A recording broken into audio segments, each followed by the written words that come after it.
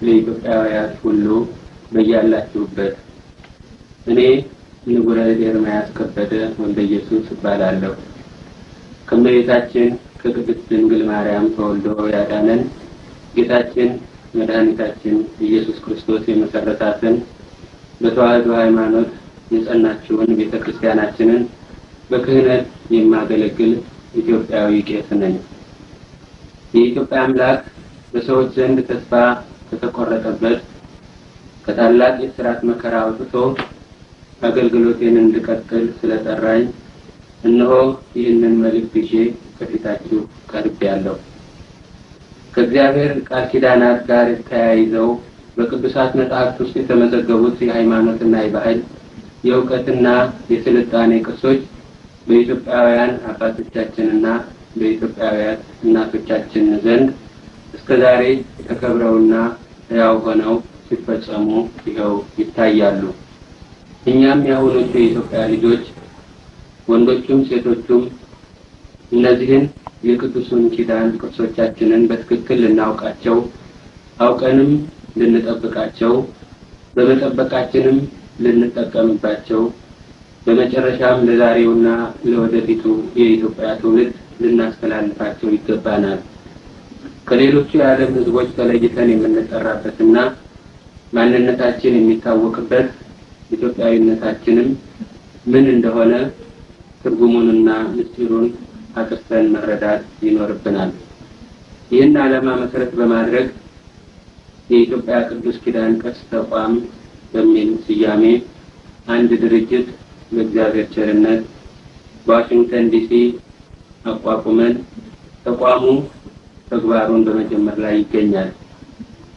የተቋሙን ስራ በስነ ስርዓት በመክፈት አንደኛ ዓላማውንና አፈጻጸሙን በዝርዝር ለመግለጽ፣ ሁለተኛ ኢትዮጵያ በባለ አደራነት የምትጠብቀው ይህ የቅዱስ ኪዳን ቅርስ ምን እንደሆነ አንድ በአንድ ለማስረዳት ቅዳሜ ሚያዝያ 22 ቀን 1980 ዓ.ም ከቀትር በኋላ ከ9 ሰዓት ጀምሮ እስከ ምሽቱ 1 ሰዓት ድረስ በሃዋርድ ዩኒቨርሲቲ የአድመር ብላክበርድ ማዕከል አዳራሽ ውስጥ አጠቃላይ ስብሰባ ተደርጓል።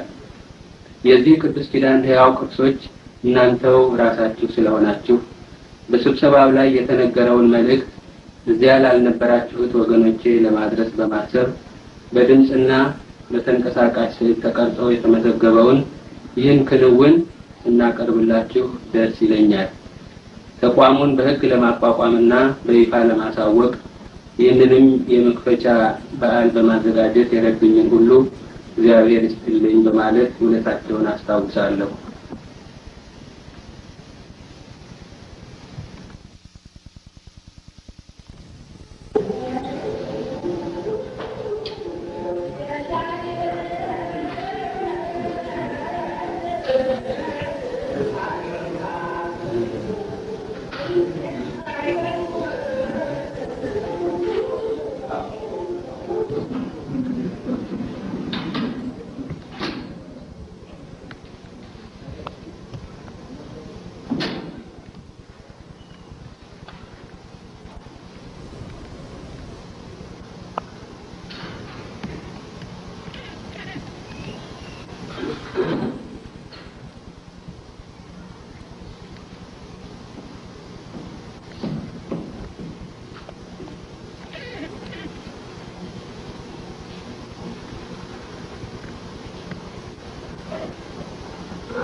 አባቶቼ፣ እናቶቼ፣ ወንድሞቼና እህቶቼን ሁሉ እንኳን ደህና መጣችሁልን እያልኩኝ በኢትዮጵያ ቅዱስ ኪዳን ቅርስ ተቋም እንኳን መጣችሁ እላለሁ።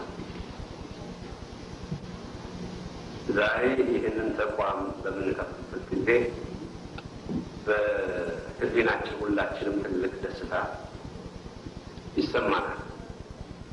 ይህም የሚሆንበት ዋና ምክንያት ከአገራችን ተሰደን መጥተን እዚህ የአገራችን ባህል ተለይቶን ይህንንም ባህል እንዴት አድርገን መጠበቅ እንደምንችል ከመንፈሳችን ጋር እየተጣላን በዚህ አይነት ሁኔታ ነው ያለነው። ዛሬ ለመጀመሪያ ጊዜ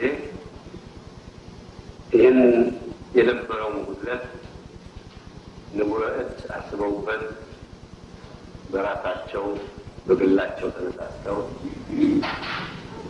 የተቋሙን ሂደት የተቋሙን ዓላማ ሁሉ በራሳቸው አርቅቀው አውጥተው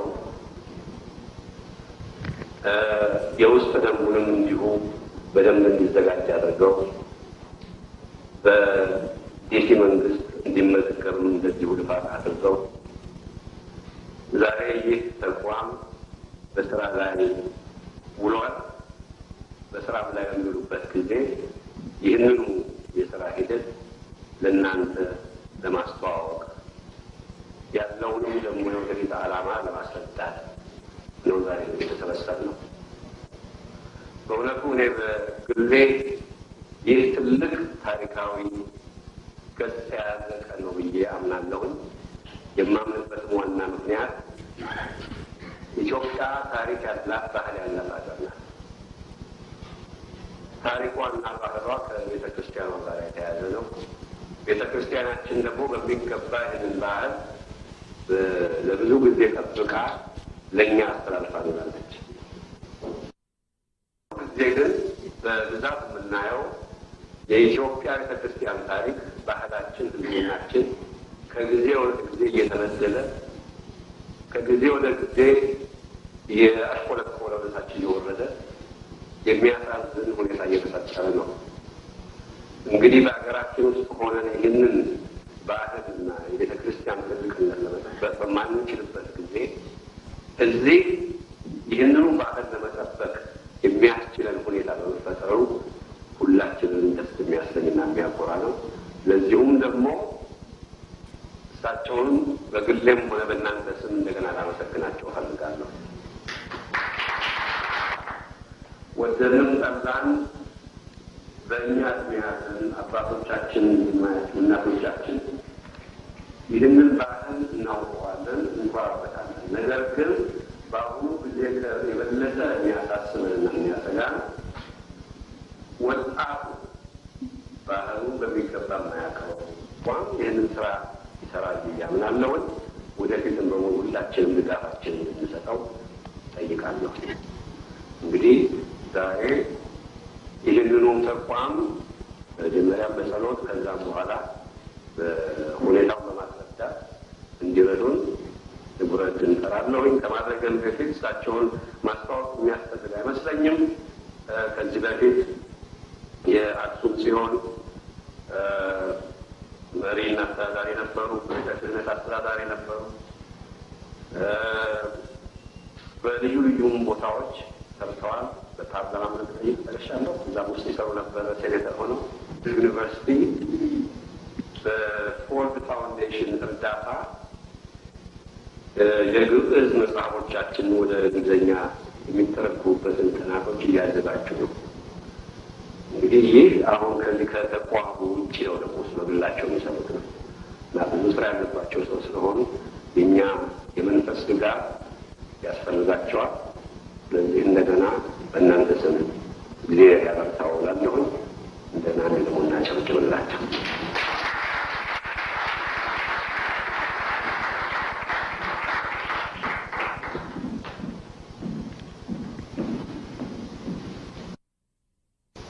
የተወደዳችሁ ወንድሞች፣ እህቶች እግዚአብሔር በዚህ ስፍራና በዚህ ዕለት በዚህ በተቀደሰ ዓላማ ስላገናኘን ስላደረገው ቸርነቱና ምሕረቱ ሁሉ ኢትዮጵያ ምንጊዜም ቢሆን እጆቿን ወደ እግዚአብሔር ዘርግታ ነውና ወደ ፈጣሪዋ የምትጸልየው። ምን ላደረገ እግዚአብሔር ሁላችንም ተነስተን በጸሎት ወደ እግዚአብሔር እንድንለምን እለምናችኋለሁ።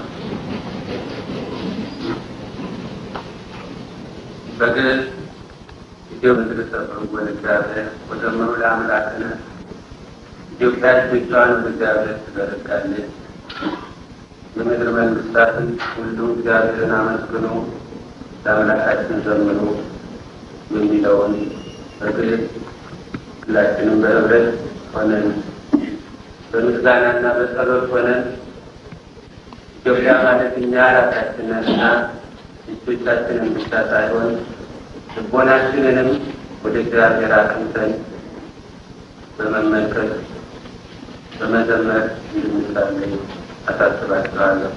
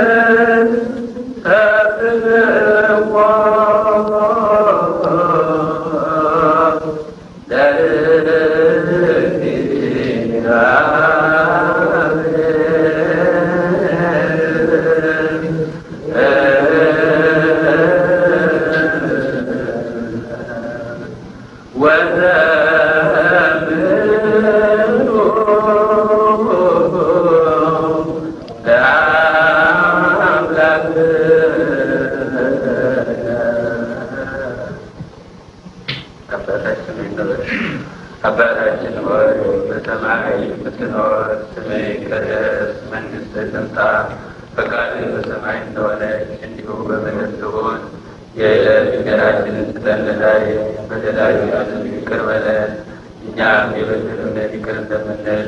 አቤቱ ወደ ፈተና አታግባን፣ ከክፉ ሁሉ አድነን እንጂ መንግሥት ያንተ ናትና፣ ኃይል፣ ምስጋና ለዘላለሙ አሜን። እናታችን ቅድስት ድንግል ማርያም ሆይ በመልአኩ በቅዱስ ገብርኤል ሰላምታ ሰላም እንልሻለን። በሐሳብሽ ድንግል ነሽ፣ በሥጋሽም ድንግል ነሽ። የአሸናፊ እግዚአብሔር እናት ሆይ ሰላምታ ላንቺ ይገባል። ከሴቶች ሁሉ ተለይተሽ አንቺ የተባረክሽ ነሽ።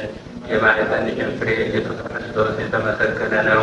ጸጋን የተመላሽ ሆይ ደስ ይበልሽ፣ እግዚአብሔር ከአንቺ ጋር ነውና ከተወደደው ልጅሽ ከጌታችን ከመድኃኒታችን ከኢየሱስ ክርስቶስ ዘንድ ይቅርታን ለምኝልን ኃጢአታችንን ያስተሰርይልን ዘንድ ለዘላለሙ አሜን።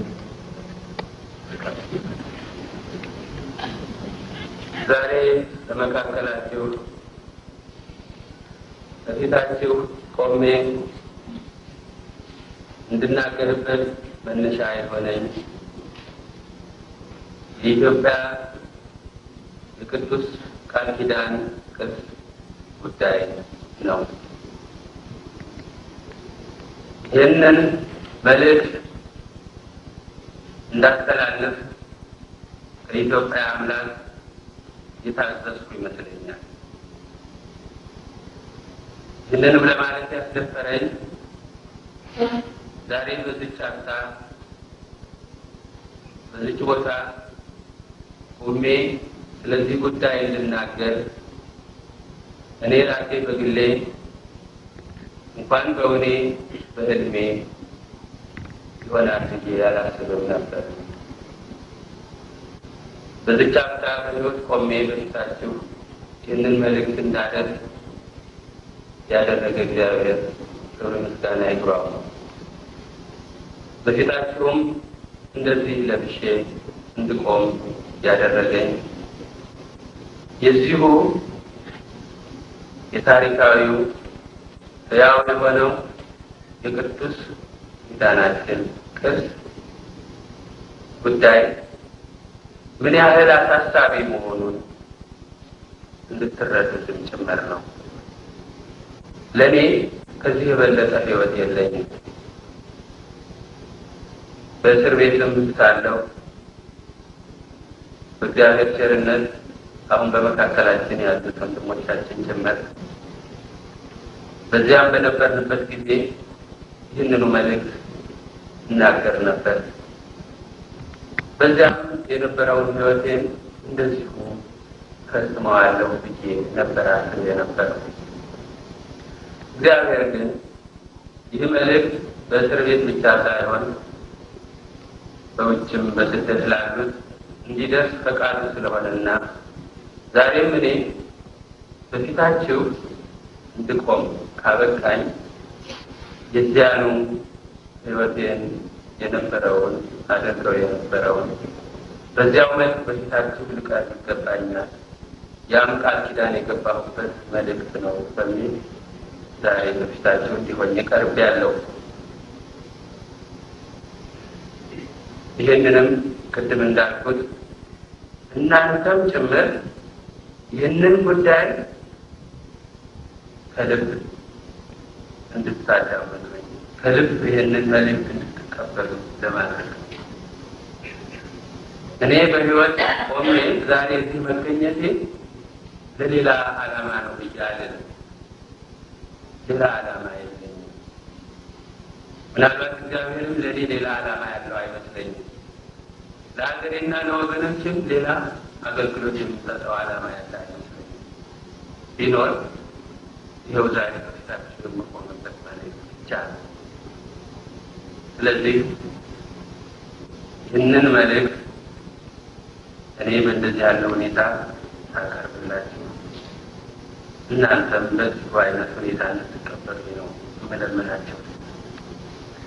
እንግዲህ እኛ ኢትዮጵያውያን ማንን ዛሬ ከእንዲህ ያለው ዘመን ደርሰን ይህንን አይነት ሕይወት እንድናሳልፍ የሆነው ለምንድን ነው? ምናልባት እያንዳንዱ ኢትዮጵያዊ ወንዱም፣ ሴቱም፣ ትልቁም፣ ትንሹም በማወቅም ባለማወቅ ኢትዮጵያዊነቴ ምንድን ነው? ማን ነኝ እኔ? የሚሉት ብዙ ጥያቄዎች አሉ። ለእነዚህ ሁሉ ጥያቄዎች ግን በቂ የሆነ መልስ አለ።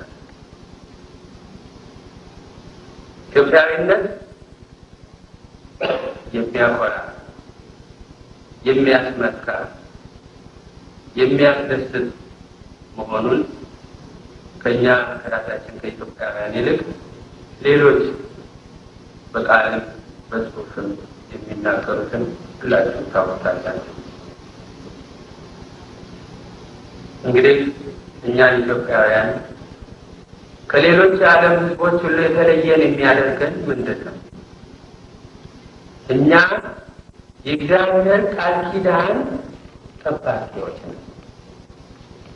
በመጽሐፍ ቅዱስ ውስጥ የተመለከቱት ቃል ኪዳኖች ሁሉ ዛሬ ካሉት የዓለም ሕዝቦች ሁሉ ይልቅ ተለይተው በኢትዮጵያውያን ሕይወት ላይ ከቀድሞ ጀምሮ እስከ ዛሬ ድረስ ተዋህደው በዚያ በእነሱ መስዋዕትነት እየተንጸባረቀ ዛሬ አለ፣ ወደፊትም ይኖራል። እንግዲህ ይሄ እኔ ኢትዮጵያዊ ነኝ፣ ኢትዮጵያዊነት ምንድን ነው ለሚለው ወይም ማንነኝ ለሚለው ማንነታችንን ልናውቅ የምንችልበትን መንገድ እያንዳንዳችን እንድንጠይቅ ጠይቀን እንድንረዳ ያስፈልጋል ማለት ነው። እንግዲህ በመጽሐፍ ቅዱስ ውስጥ ከመጀመሪያው ጀምሮ እስከ መጨረሻው ከኦሪት ዘፍጥረት እስከ ራዕየ ዮሐንስ ድረስ ያሉትን ቃል ኪዳኖች ስናያቸው 7 ናቸው። እነዚህ 7 ቃል ኪዳናት እግዚአብሔር ከሰው ልጆች ጋር ያደረጋቸው ሆነው ነው የምናገኛቸው። እነዚህም ቃል ኪዳናት ከእግዚአብሔር ጋር አድርገን የዛ ቃል ኪዳን ፈጻሚዎች እንድንሆን የመረጠው እግዚአብሔር እኛ ኢትዮጵያውያንን መሆኑን ራሱ መጽሐፍ ቅዱስ ራሱ ታሪክ ሲመሰክር እናገኘዋለን። የመጀመሪያው ቃል ኪዳን እግዚአብሔር ከአዳምና ከሔዋን ጋር ያደረገው፣ ቀጥሎ ከኖህ ጋር ያደረገው፣ ሶስተኛው ከመልከጼዴቅ ጋር ያደረገው፣ አራተኛው ከአብርሃም ጋር ያደረገው፣ አምስተኛው ከሙሴ ጋር ያደረገው ቃል ኪዳን፣ ስድስተኛው ከዳዊት ጋር ያደረገው፣ ሰባተኛውና የመጨረሻው ራሱ ባለቤቱ ኢየሱስ ክርስቶስ ሰው ሆኖ የፈጸመው አዲስ እና ዘላለማዊ ሕያው ቃል ኪዳን። እነዚህ ሁሉ ሰባቱም ቃል ኪዳናት ተፈጻሚነት ያላቸው ሆነው የሚታዩት ቀድሞም ሆነ ዛሬ በእኛ በኢትዮጵያውያን ዘንድ ብቻ ነው። ይህንን የምናውቅ ኢትዮጵያውያን ስንቶቻችን ነን? ይህንን ባለማወቅ ምክንያት በየግል ሕይወታችን ላይ ብዙ ውድቀትና ጥፋት የደረሰ ስንቶቻችን ነን? ከግል ደግሞ አልፎ በማህበራዊ ሕይወታችን በአገር ደረጃ ሁሉ በሚደርሱት ውድቀቶች ለደረሱት ውድቀቶች ይህንን ባለማወቅ ምክንያት የደረሱት ስንቶች ናቸው? ታሪካችንን ዛሬ ካለንበት ጀምሮ ወደኋላ ብንመለከት ሁልጊዜ የእኛ ውድቀታችንም መነሳታችንም ከዚህ ቃል ኪዳናችን ጋር፣ ህልውናችንም ከዚህ ቃል ኪዳን ጋር የተሳሰረ ሆኖ ነው የምናገኘው። ስለዚህ እያንዳንዱ ኢትዮጵያዊ እና ኢትዮጵያዊት የዚህ ቃል ኪዳን ተቀባዮች፣ አስተላላፊዎች፣ ሕያው ቅርሶች እንዲሆኑ እግዚአብሔር ያደረገ መሆኑን እያንዳንዱ ኢትዮጵያዊና ኢትዮጵያዊት ማወቅ አለብን።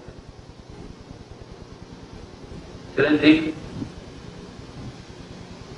የመጀመሪያው ቃል ኪዳን አዳምና ሔዋን የተቀበሉት በሀገራችን በኢትዮጵያ መሆኑን አባቶቻችን ሲያዝ የመጣው ታሪካችን ይነግረናል። ይህንን ግን የምናምን ስንቶቻችን ነው? ብዙውን ጊዜ የእኛን ታሪክ የእኛን ያለንን ይዞታ የሚያውቁና የሚነግሩን የውጭዎች ናቸው እንጂ እኛ ራሳችን አይደለም።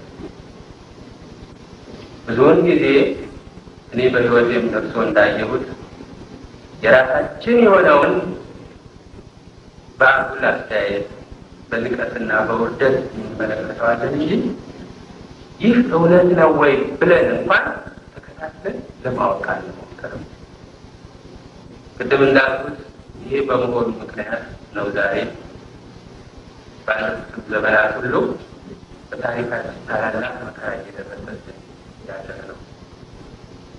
ስለዚህ እነዚህን ታሪኮቻችንን እነዚህን ቃል ኪዳን ከእግዚአብሔር ያገኘናቸው እናውቃለን። ቃል ኪዳን በሁለት ወገኖች መካከል የሚደረግ ነው። አሁን የምንነጋገርበት ቅዱስ ቃል ኪዳን የሚባለው በእግዚአብሔርና በሰዎች መካከል የተደረገ ነው። ይህንን ቃል ኪዳን መጠበቅ ግዴታችን ነው። እኛ እንደ ተራ ሕዝብ የምንታይ አይደለም። ለምን? ከእግዚአብሔር ጋር በቃል ኪዳን ተሳስረናል። ከቀድሞ ጀምሮ ቅድም ካሉ ከአዳምና ከሔዋን ቃል ኪዳን ጀምሮ ከመጨረሻው ድረስ በዚህ ቃል ኪዳን ተሳስረናል። ይህን ቃል ኪዳን እግዚአብሔር ይጠብቃል። እነዚያን መቀበል አለብን። ዛሬ ያንን እየተቀበልን ነው ያለ ነው። ስለዚህ ነው ይህንን የቅዱስ ኪዳን ተቋምና እኛ ዛሬ ያለነው ከአባቶቻችን የተረከብነውን ከእናቶቻችን የተረከብነውን ለልጆቻችን ደግሞ ማስተላለፍ ግዴታችን የሚሆን።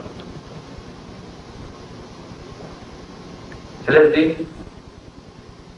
ይህንን ቃል ኪዳን እያንዳንዳችን እንድናውቅ ይህን መልእክት ለማስተላለፍ እኔ ግዴታ አለ፣ ሁላችንም ግዴታ አለ። የእኛ አባቶች ታሪካቸውን፣ ትውልዳቸውን፣ ዘራቸውን፣ ህዝብነታቸውን፣ አገርነታቸውን፣ መንግስታቸውን፣ ክህነታቸውን ሁሉ የሚቆጥሩት ከአዳምና ከሔዋን። ሌሎች ህዝቦች ከአንዳንድ መሰረት መነሻ ከሚሆኑ አበው ሲቆጥሩ፣ እኛ ግን የምንቆጥረው ሁልጊዜ ከአዳምና ከሔዋን። እኛም አባቶቻችንም እያያዝን እንደመጣው ዛሬም የዘመኑ እውቀት እና ጥበብ እንደሚገልጸው የሰው ልጅ የተፈጠረው በኢትዮጵያ መሆኑን ቀድሞ አባቶቻችን ይነግሩን የነበረው ዛሬ በዘመኑ ጥበብ ተረጋግጦ እናየዋለን። ስለዚህ የአዳምና የሔዋን ቃል ኪዳን በእኛ በኢትዮጵያውያን ዘንድ የተከበረ ሆኖ የተያያዘ ሆኖ እስከ ዛሬ ድረስ እንናገረዋለን። መሰረት አድርገን ይዘነዋል ማለት ነው። በመጽሐፍ ቅዱስም አዳምና ሔዋን በተፈጠሩባት በኤድን ገነት የሚፈሰው ወንዝ ከዚያ የሚወጡት የሌሎቹ ይከባል ተብሎ ከተነገረው ሀገር በመጽሐፍ ቅዱስ ስሟ የተጠራ ኢትዮጵያ የኢትዮጵያን ምድር ይከባል እና አባቶቻችን እንደሚነግሩን ሙሴ ኦሪትን የጻፈው ከግብፅ በደረሰበት ስደት ምክንያት ወደ ኢትዮጵያ ተሰዶ በመጣ ጊዜ በኢትዮጵያ ያለውን እውቀት ስላገኘ ያንን ባየው ያንን በተመለከተው የኤድን ገነት ትገኝበት የነበረው በኦሪት ዘፍጥረት የተጻፈው ጽፎ ሄደ። አባቶቻችን ይናገራሉ። ታሪካችን መሰረታችን ይሄ ነው። በመጽሐፍ ቅዱስም ኢትዮጵያዊ ሚስት እንዳገባ ተጽፏል። የሚያስደንቀው መጽሐፍ ቅዱስ ውስጥ ያሉትን እኛ አይደለንም የጻፍነው፣ ሌሎች ናቸው የጻፉት። ያንንም የእግዚአብሔር ኃይል ነው። እስራኤል ሙሴ ኢትዮጵያዊት ሚስት ስላለችው እሷን ይዞ ወደ ምድረ ከነዓን ለመሄድ አብራት ይዟት ስለነበረ በዚህ ቀን ሰው ወንድሙ አሮንና እህቱ ማርያም በቅንዓት ተነስተው ይህንን ጥፋት ሊያደርጉ በሞከሩበት ጊዜ እግዚአብሔር ተቆጥቶ በእነሱ ላይ ያደረገው መጽሐፍ ቅዱስ ይነግረናል። የእግዚአብሔር ኃይል ነው እዚያ ውስጥ። ሙሴ ወደ ኢትዮጵያ መምጣቱን ኢትዮጵያዊ ሚስት ያገባ መሆኑን እንዲጻፍ ያደረገው የእግዚአብሔር ኃይል ነው። ከዚያ ቀጥሎ የኖህ የሚባለው እኛ ብቻ ነን የኖህ ልጆች ነን የምንል፣ ይህም ለኖህ የተሰጠው የቃል ኪዳን ምልክት ቀስተ ደመና ነው። እኛ የቀስተ ደመናው ሰንደቅ ዓላማችን ብለን ይዘን እንሰራበታለን። ይህ አረንጓዴ፣ ቢጫ፣ ቀይ ብለን የምንጠቀምበት ሰንደቅ ዓላማችን ቀስተ ደመና ከእግዚአብሔር ያገኘነው ሰንደቅ ዓላማ ነው እንጂ ከሰው ያገኘነው አይደለም። በሐዲስም የማርያም መቀነት የተባለ ኢትዮጵያ የምትታጠቀው መቀነቷ እሱ ሆኖ እናየዋለን። ስለዚህ ይህንን ሰንደቅ ዓላማው አድርጎ የሚኖር ሕዝብ በዓለም ላይ የለም።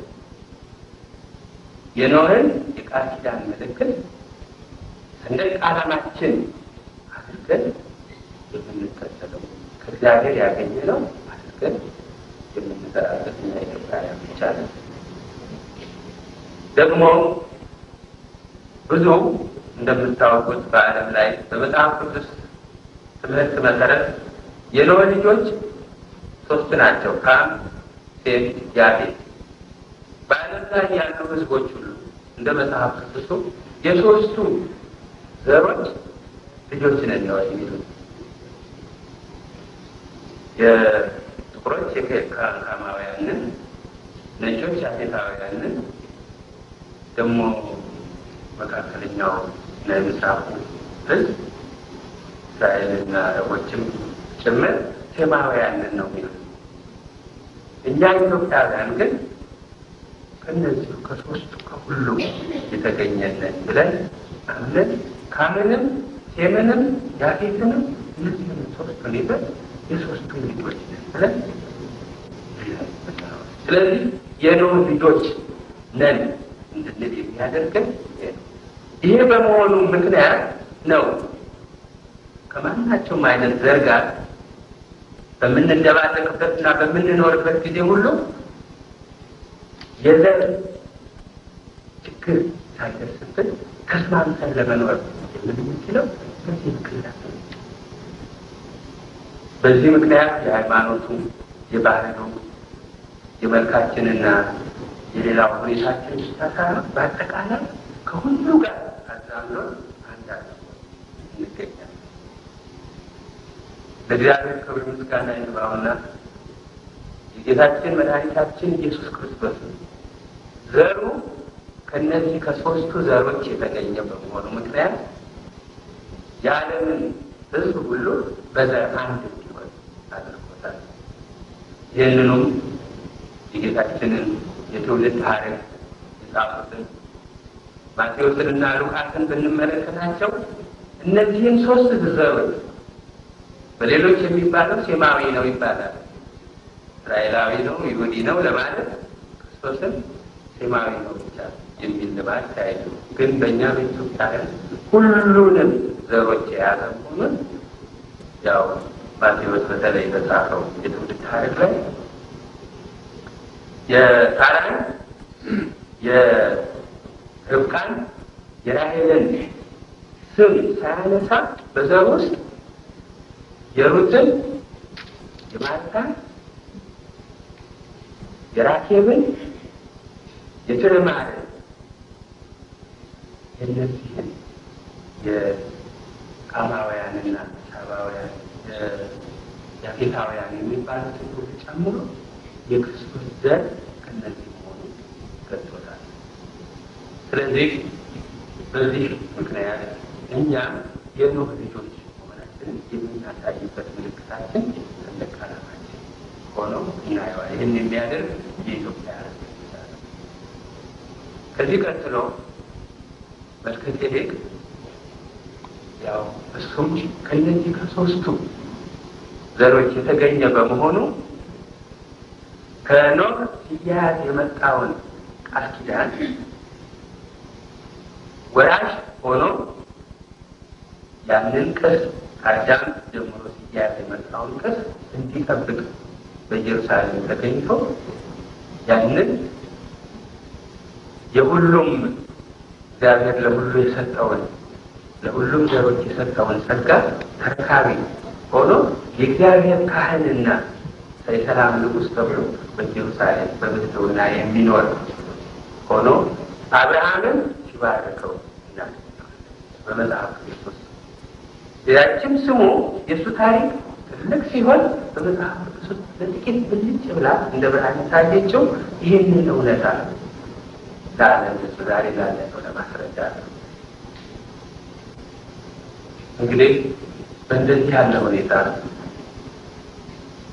መልከጼዴቅ የቃል ኪዳን ምልክት አድርጎ በእግዚአብሔር ፊት ያቀርብ የነበረው ህብስትና ጽዋውን ነበር። አብርሃም ወደ እሱ ሲመጣ አብርሃምን የባረከው መልከጼዴቅ አብርሃምን ያህል ሰው በረከትን ያገኘው ከመልከጼዴቅ ኢትዮጵያዊ ነው ማለት ነው። የቃል ኪዳን ምልክቱ የሆነው ህብስትና ጽዋ ስለነበረ እኛ ኢትዮጵያውያን ይህንን ህብስትና ጽዋ በማናቸውም ስርዓታችን ከልደት ጀምሮ እስከ ሞት ድረስ በግላችን ሆነ በቤተሰብ ሆነ በማህበራዊ ኑሯችን ሆነ በአጠቃላይ ህብስትና ጽዋ የስርዓታችን ምልክት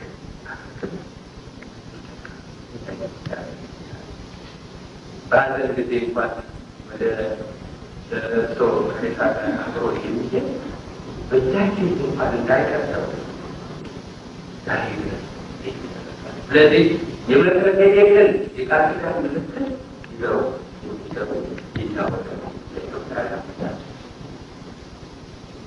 እንግዲህ ከዚህ ቀጥሎ ያለው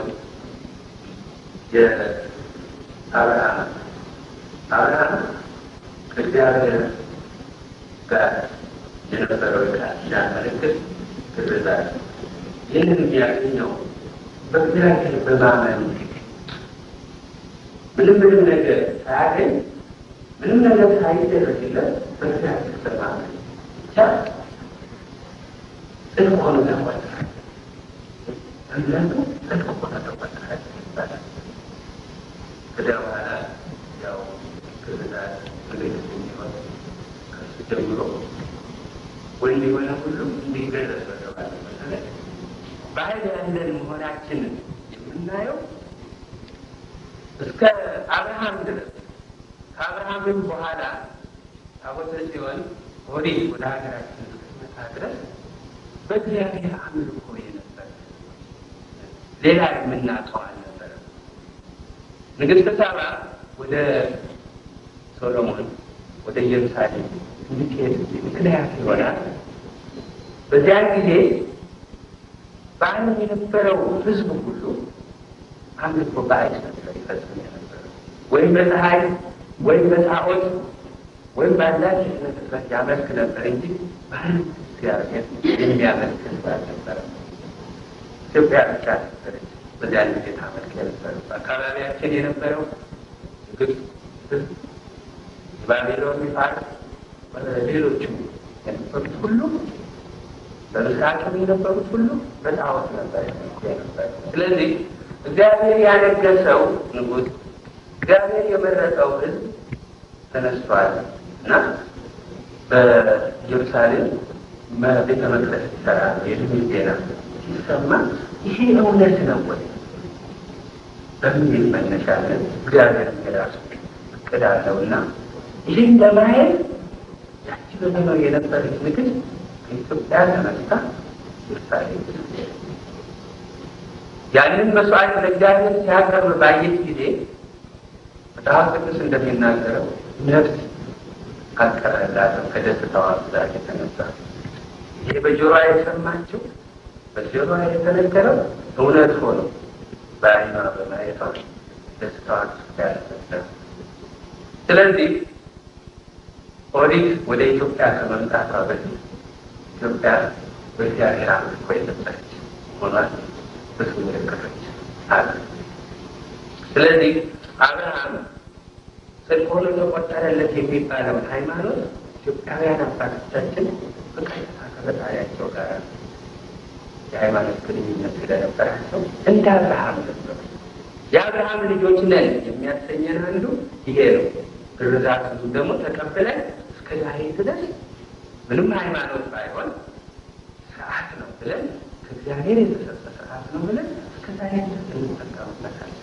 ስርዓታችን የአብርሃም ቃል ነው። ከዚያ ቀጥሎ የሙሴ ሕገ ኦሪት በኢትዮጵያውያን ዘንድ ብቻ ነው ስትፈጸም የምናየው። በሌላ በማናቸውም አይነት ሕዝብ ዘንድ ስትፈጸም አናየው። ማለት ስርዓቷ እግዚአብሔር የተገኘ ስለሆነ ልንተዋቸው የማንችል ከኦሪት ሲያያዙ የመጡ ልማዶች ማለት ይቻላል። ለምሳሌ ከኦሪቱ አንዱ በፋሲካ ጊዜ እግዚአብሔር እስራኤልን አዟቸው ነበር የፋሲካ በግ እንዲያርዱ። ያ የፋሲካ በግ ክርስቶስ በመስቀል ላይ በተሰቀለ ጊዜ አልፏል፣ ቀርቷል። ነገር ግን ከባህላችን ጋር የተያያዘ ከኦሪቱ ያገኘነው በመሆኑ ምክንያት እስከዛ ድረስ በትንሣኤ ጊዜ ክርስቲያኖች ስንሆን በስጋዊ በኩል በየቤታችን ያረዳል፣ በጌሌለው ዶሮ ያረዳል። ከዚያ ደግሞ የክርስቶስ ስጋ ነው። እውነተኛው የፋሲካ በግ እሱ ነውና በቤተ ክርስቲያን ተሰብስበን ደግሞ ስጋውን በመቀበል የሱስ ስጋ በመብላት በመጠጣት እናሳልፈዋል። ስለዚህ በኦሪቱ ስርዓት መሰረት ከእግዚአብሔር የተሰጠውን ሕግ እና ሥርዓት እንፈጽማለን። ጽላት ነው። አሁን እግዚአብሔር ለሙሴ ሕጉን ጽፎ የሰጠው በጽላት ላይ ነው። ያ ጽላት በእስራኤላውያን ዘንድ ሊፈጸም ሊጠበቅ ስላልተቻለ እግዚአብሔር እስራኤል መጥፋታቸው የሚጠፉ መሆናቸው ባወቀ ጊዜ የባቢሎን ንጉሥ ናቡከደነፆር መጥቶ በእነሱ ላይ በመጣው ፍዳ ምክንያት እነሱንም የሚያጠፋ ሀገራቸውንም የሚያጠፋ መሆኑን ያወቀ እግዚአብሔር ያቺ ጽላት ተጠብቃ እንድትኖር ተፈለገ። ያው ንግሥተ ሳባን ወደ ኢየሩሳሌም ሄዳ ከምኒልክ ከሶሎሞን ጋር ተገናኝታ በእሷ ምክንያት ያው ምኒልክ በእሱ ምክንያት ታቦተ ጽዮን ወደ ኢትዮጵያ እንድትመጣ በማድረጉ ያቺ ጽላት እስከ ዛሬ ድረስ በሀገራችን እንዳለች ታምነው ሕያው በሆነ ሁኔታ እየተከበረች አለ። ግን አምልኮ አይፈጸምባትም። ያው የተቀደሰች ታሪካዊ ቅርስ ተብላ የተለየ ቦታ ተዘጋጅቶላት በአዲሱ ሕገ ወንጌል መሰረት ደግሞ ቤተክርስቲያን ተሰርቶ የክርስቶስ ሥጋና ደም የሚፈተትበት የሚዘጋጅበት ቦታ ተዘጋጅተው በእንደዚህ ያለ ሁኔታ ይህ ባህላችን ተጠብቆ ይኖራል። እንግዲህ ይህን አይነት ስርዓት እና የቅርስ ጥበቃ በማንም ሕዝብ ዘንድ በእስራኤሎች ዘንድ ይሄ ያለው በእኛ በኢትዮጵያውያን ታቦተ ጽዮንን ደግሞ ለምን ኢትዮጵያውያን ባደራ እንዲጠብቁ አደረገ እግዚአብሔር? በመጽሐፍ ቅዱስ ስንመለከት እስራኤል ሁልጊዜ ለቃል ኪዳን ባለአደራነት የማይኖር ሆነው ይገኙ የነበረው። ሁልጊዜ እግዚአብሔርን ሲያሳስቡት ነበር የሚገኙ። ጦርነት ለመጋጠም ብለው ሄዱና ድል በሚሆኑበት ጊዜ ድል የሆነው እኮ የእግዚአብሔርን ታቦት ስላላመጣ ነው ብለው የእግዚአብሔርን ታቦተ ጽዮንን ይዘው መሰለፍ ይሞክራሉ። እግዚአብሔር ተቀይሟልና ያቺ ታቦተ ጽዮን ከእነሱ እጅ ወጥታ በዓለማውያን በጠላቶቻቸው እጅ ትማረክ ነበር። በእነሱ እጅ እንድትቀመጥ እግዚአብሔር አልፈለገም ነበር። ስለዚህ በዓለማውያን እጅ ሆና በየከተማዎቻቸው ደግሞ የእግዚአብሔር ታቦት መሆኗን ለማረጋገጥ በእነሱ ዘንድ ደግሞ መቆየት የማይገባት መሆኗን ለማሳየት ከተማቸውን በመቅሰፍ በበሽታ በደዌ ይመታባቸው ነበርና ታቦታቸውንም የተመለከታቸውንም ያፈራረባቸው ነበር ያለችባት። በዚህ ጊዜ ከአንዱ ከተማ ወደ አንዱ ከተማ እያዘዋወሩ ያስቀምጡ። በ5 ከተሞችም እንዲሁ ያለ ሁኔታ ስለደረሰ በመጨረሻ ወደዚያው ወደ ወደደችበት ትሂድ በሚል የሚገባውን አክብሮት አድርገው ተአምራዊ በሆነ መንገድ ተከትላ በሰረገላ ላሞች እየሳቡ ወደ አንድ የግል ሰው ግልተኛ የሆነ ጻድቅ ወደሆነ ሰው አሜናዳ ወደሚባል ቤት እንድትሄድ አደረገ እግዚአብሔር። ዳዊት እስኪነሳ ድረስ እስራኤል ታቦተ ጽዮን የት ናት ብለው እንኳን አልፈለጓትም። እሱ ነው ከነገሰ በኋላ እኔ በቤተ መንግስት ተቀምጬ በኢየሩሳሌም ሆኜ ታቦተ ጽዮን የት ናት? እንዴት የእግዚአብሔር ታቦት በአንድ ግለኛ ሰው ቤት ይቀመጣል ብሎ የእግዚአብሔር ወዳጅ ስለሆነ እሱ ነው ወደ ኢየሩሳሌም ያስመጣል። እንግዲህ እንደዚህ ላሉት ህዝቦች ይህችን ታቦተ ጽዮን እግዚአብሔር ኢየሱስ ክርስቶስ እስኪመጣ መልእክቷ እስኪፈጸም ድረስ ሊተዋት አልፈለገም። ስለዚህ በዚህ ምክንያት ነው ታቦተ ጽዮን ወደ ሀገራችን እንድትመጣ ያደረገ።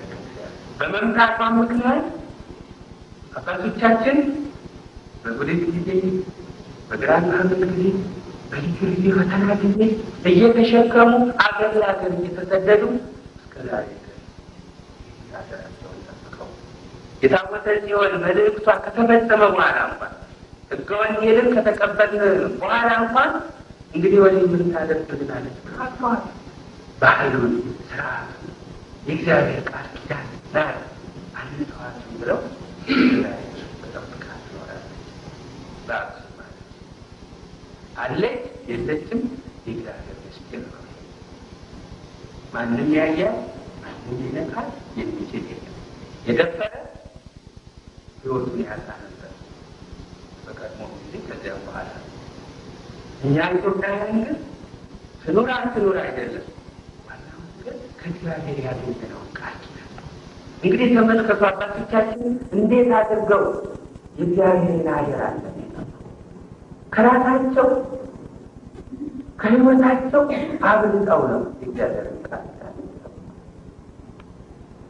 ዛሬ ብዙዎቹ ለምንድን ነው እናንተ ኦሪታውያን ናችሁ ይሉናል። በብዙ አምልኳችን በታቦት ዘመን እኛ ታቦት ስላፈናል ምናከብ እኛ ስላክ ዛሬ በየቤተ ክርስቲያኑ የሚዘጋጀው በዚያ ባህላችን በዚያ ከእግዚአብሔር ባገኘነው ስርዓት መሰረት ተያይዞ ከእግዚአብሔር ያገኘነው ነው እና ሕገ ወንጌልን ደግሞ በዚያ መስርተን የክርስቶስ ሥጋና በዚያ ላይ ይፈጽምበታል።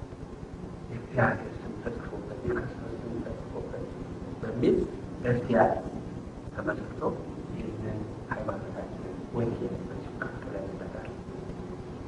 ይህ በመሆኑ ቅድም እንዳልኩት ብዙዎቹ ለምን እንዲሆነ ይሆናል ምክንያቱም እኛ የእግዚአብሔር ቃል ኪዳን ባላደራዎች ጠባቂዎች ልንቷል።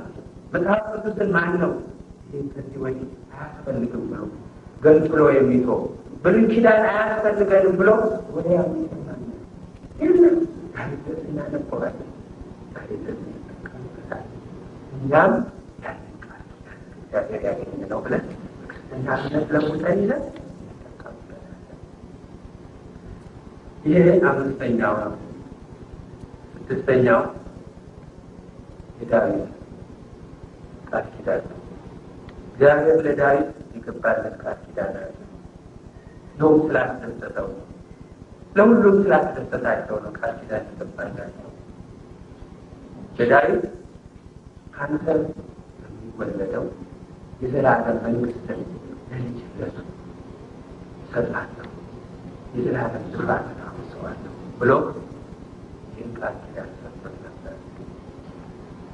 ስለዚህ ያ የዳዊት ማን ነው? ጌታችን ኢየሱስ ክርስቶስ ነው።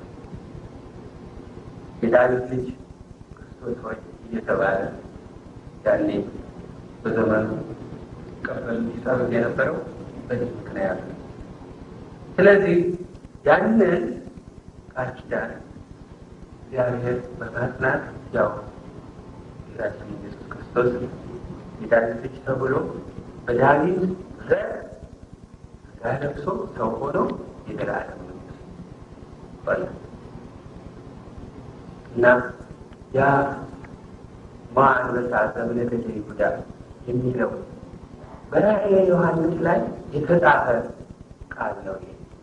ይህም ዮሐንስ በመንፈስ ወደ መንግስተ ሰማያት ሄዶ የእግዚአብሔርን መንግስት በሚያይበት ጊዜ አንድ መጽሐፍ በዙፋኑ ላይ ካለው ከእግዚአብሔር ሰባት ማኅተሞች እንደታተሙበት ሲወጣ ያያል። ያንን መጽሐፍ የሚዘረጋው ማኅተሞችንም የሚፈታ ሰው ይጠፋል። በዚህ ጊዜ ማን ይህንን የሚፈታ ይህንን የሚዘረጋ ጠፋ የሚል ድምፅ ተሰምቶ በዚህ ምክንያት ዮሐንስ እስከ ማልቀስ ይደርሳል። በዚህ ጊዜ አታልቅስ፣ ከይሁዳ ነገድ የሚወለደው አንበሳ ከዳዊት ዘር ስር የሚወለደው አንበሳ እርሱ ይፈታዋል፣ እርሱ ነው ድል የሚያደርግ የሚል ቃል ይሰማል። በዚህ ጊዜ ያ የታረደበት መስሎ ጌታችን መድኃኒታችን ኢየሱስ ክርስቶስ ተገልጦ ያንን መጽሐፍ ዘርግቶ ያንን ሰባቱን ማኅተም ከፍቶ ሲያይ ይመለከታል። በዚህ ምክንያት እሱም በሰማያት ያሉት ምስጋና ያቀርባል። እንግዲህ አንበሳ ዘእምነገደ ይሁዳ የሚለው ቃል የማን የኢየሱስ ክርስቶስ ነው። አንበሳ የተባለ ኢየሱስ ክርስቶስ፣ አሸናፊ የተባለ ኢየሱስ ክርስቶስ፣ የዳዊት ልጅ የተባለ ኢየሱስ ክርስቶስ። ስለዚህ እና ኢትዮጵያውያን ለዳዊት የተሰጠው ቃል ኪዳን ለእኛ ነው የተፈጸመው ብለን በዓለም ላይ ያለ ሕዝብ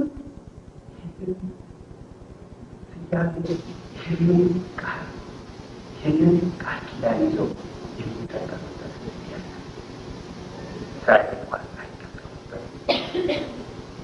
እኛ ኢትዮጵያውያን አንበሳ ዘእምነገደ ይሁዳ ብለን ንጉሳችን ኢየሱስ ክርስቶስ ነው ብለን እርሱ የነፍሳችን አምላክ ብቻ ነው ብለን ሳይሆን በስጋችንም የሚገዛ ኢየሱስ ክርስቶስ ነው ብለን አንበሳ ዘእምነገደ ይሁዳ የሚለውን ቃል እስከዛሬ ድረስ በእሱ ንጉስነት እንኖራለን። እግዚአብሔር ክብር ምስጋና ይግባው። እመቤታችን እናቱን ደግሞ ንግስት ብለን ንግስታችን ሰማይና የምድር ንግስት ብለን እምነ ጽዮን በዳዊት የተባለ ነገሮች እንደዚህ ያለን እንኖራለን።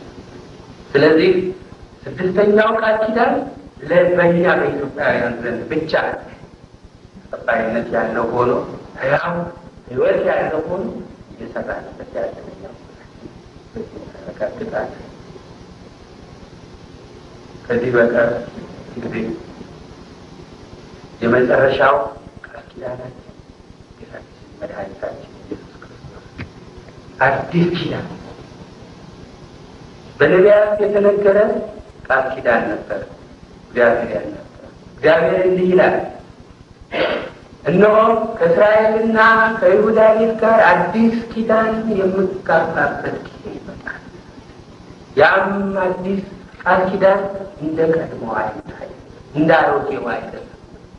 ከእስራኤል ከግብፅ አገር በማወጣቸው ካወጣኋቸው በኋላ እንደሰጠኋቸው አይነት ቃል ኪዳን አለ። በዚያ ቃል ኪዳን እነሱ ሊጠሩ ባላደራዎች ሆነው ሊፈጽሙት አልቻሉም። ስለዚህ ቸል አልኳቸው። እኔም ብቻቸዋለሁ። አሁን ግን አዲስ ቃል እሰጣቸዋለሁ። ይህም ሕጌን በልባቸው እጽፈዋለሁ። እንደ ቀድሞ በጽላት ላይ አይደለም፣ በዓለት ላይ አይደለም፣ በእብነ በረድ ላይ አይደለም፣ በልባቸው እጽፈዋለሁ። እንግዲህ ወዲህ እነሱ ያውቁታል።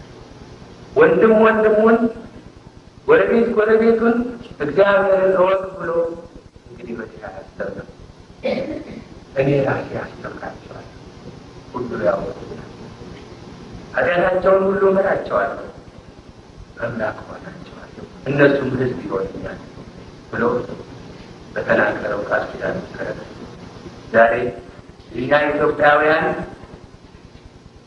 ሁላችንም ቀድሞ የነበሩትም አባቶቻችን ዛሬም ያሉት አባቶቻችን እናቶቻችን ማንም ያስተማራቸው የለም። የኢትዮጵያ ቤተ ክርስቲያን የኢትዮጵያ ካህናት አስተማርን ብለን እንላለን። የኢትዮጵያ ሰው ሁሉ እግዚአብሔር ያስተማረው ነው። ይሄ ነው እምነታችን። ሁላችሁንም አሁን እያንዳንዳችሁን ብጠይቅ ማንም ያስተማራችሁ የለም። እግዚአብሔር ፍቅር ታውቁታላችሁ። ስለ እግዚአብሔር ቅናት አላቸው። ስለ እግዚአብሔር ፍቅር አላቸው። ዛሬ ይህን ጥሪ አክብራችሁ የመጣችሁ የእግዚአብሔር ስም የሚነሳበት ስለሆነ ነው። ማን ያስተማራችሁ? ብዙዎች መጽሐፍ ቅዱስን የሚመረምሩ አሉ። ብዙዎች የመጽሐፍ ቅዱስ ጥቅስ የሚያውቁ አሉ። ብዙዎች ሊቃውንት አሉ። ነገር ግን ምንም አያውቁም የሚባሉ ማንበብ መጽሐፍ የማያውቁት ኢትዮጵያውያን አባቶቻችንና እናቶቻችን አስተማሩን የምንላቸው ሊቃውንት ከተባሉት የበለጠ እግዚአብሔርን አውቀው የበለጠ እግዚአብሔርን ወደው የበለጠ እግዚአብሔር አገልጋዮች ሆነው በሕይወታቸውም ያንን ፍቅርና ያንን እምነት እየገለጡ በስራ ሲያሳዩ እንመለከታቸዋለን። የኢትዮጵያ ሕዝብ ዛሬም ቀድሞም የነበረበትን መከራና ፈተና ሁሉም ችሎ ለመቋቋም በትዕግስት ለማሳለፍ በመጨረሻም ለማሸነፍ የቻለውና የሚችለው በዚህ እግዚአብሔር ራሱ የሚያስተምረው እግዚአብሔር ራሱ የሚገልጥለት የቃል ኪዳን ሕዝብ ስለሆነ ማንም ማስተማር ይህንን እውቀቱን ይህንን ይዞታውን ለማስጣል በታሪካችን ወደኋላ ሄደን እንመለከት። ዛሬ ብዙ ፈተናዎች እየደረሱበት ናቸው። ከሃይማኖት የሃይማኖት ወገኖቻችን የሆኑ እንኳን አይቀሩ ወይም የራሳችን የሆኑ የቤተክርስቲያን ሰዎች ናቸው የሚባሉ ሳይቀሩ ለኢትዮጵያ ቃል ኪዳን ቀስነት እንቅፋት የሆኑ የተራሳል ግን የኢትዮጵያ ሕዝብ ከዚህ ቃል ኪዳን ከዚህ እውቀት ከዚህ እምነቱ ከዚህ ፍቅሩ ያላጠቃው የሚችል ኃይል ይታወቃል። በትምህርት በእውቀት በሌላ ሁሉ እንደምታወቁት በጣም ከሌላ ሁሉ የቀረና የኛ ቤተክርስቲያን ነገር ግን ቅድም እንዳሉ እያንዳንዱ ኢትዮጵያዊ ልቦና ውስጥ ተሰጥቶ ያለውን የእግዚአብሔርን ፍቅርና የእግዚአብሔርን እውቀት እንመለከት በጣም እናደርጋለን። ይሄ የእግዚአብሔር ትንቢት ጌታችን ኢየሱስ ክርስቶስን ራሱ ከእግዚአብሔር የተማረው ይሆናል ብሎ እንደተናገረው ይህ እግዚአብሔር የሰጠው እውቀት ይህንን እግዚአብሔር የተገኘው ፍቅር ነው። ኃይል ሰው ኃይል ያስወግደው የማይቻል እንመለከታለን። ይሄ ነው አሁንም ወደፊትም እስከ መጨረሻው ድረስ ኃይላችን ሆኖ የሚያደርገው ይሄ የእግዚአብሔር ቃል ነው። የእግዚአብሔርን ቃል ማን ሊያስተባብለው ይችላል? በመጽሐፍ ቅዱስ እግዚአብሔር እኛን ኢትዮጵያውያንን እስራኤላውያንን ሕዝቤ ብሎ መጥቷቸው የነበሩትን ሲወት እናንተ የእስራኤል ልጆች ሆይ እናንተ ለእኔ እንደ ኢትዮጵያ ልጆች አይደላችሁ እያለ በነቢያት ሲወቅሳቸውና ሲነቅፋቸው ወይም ሲመክራቸው እንሰማለን።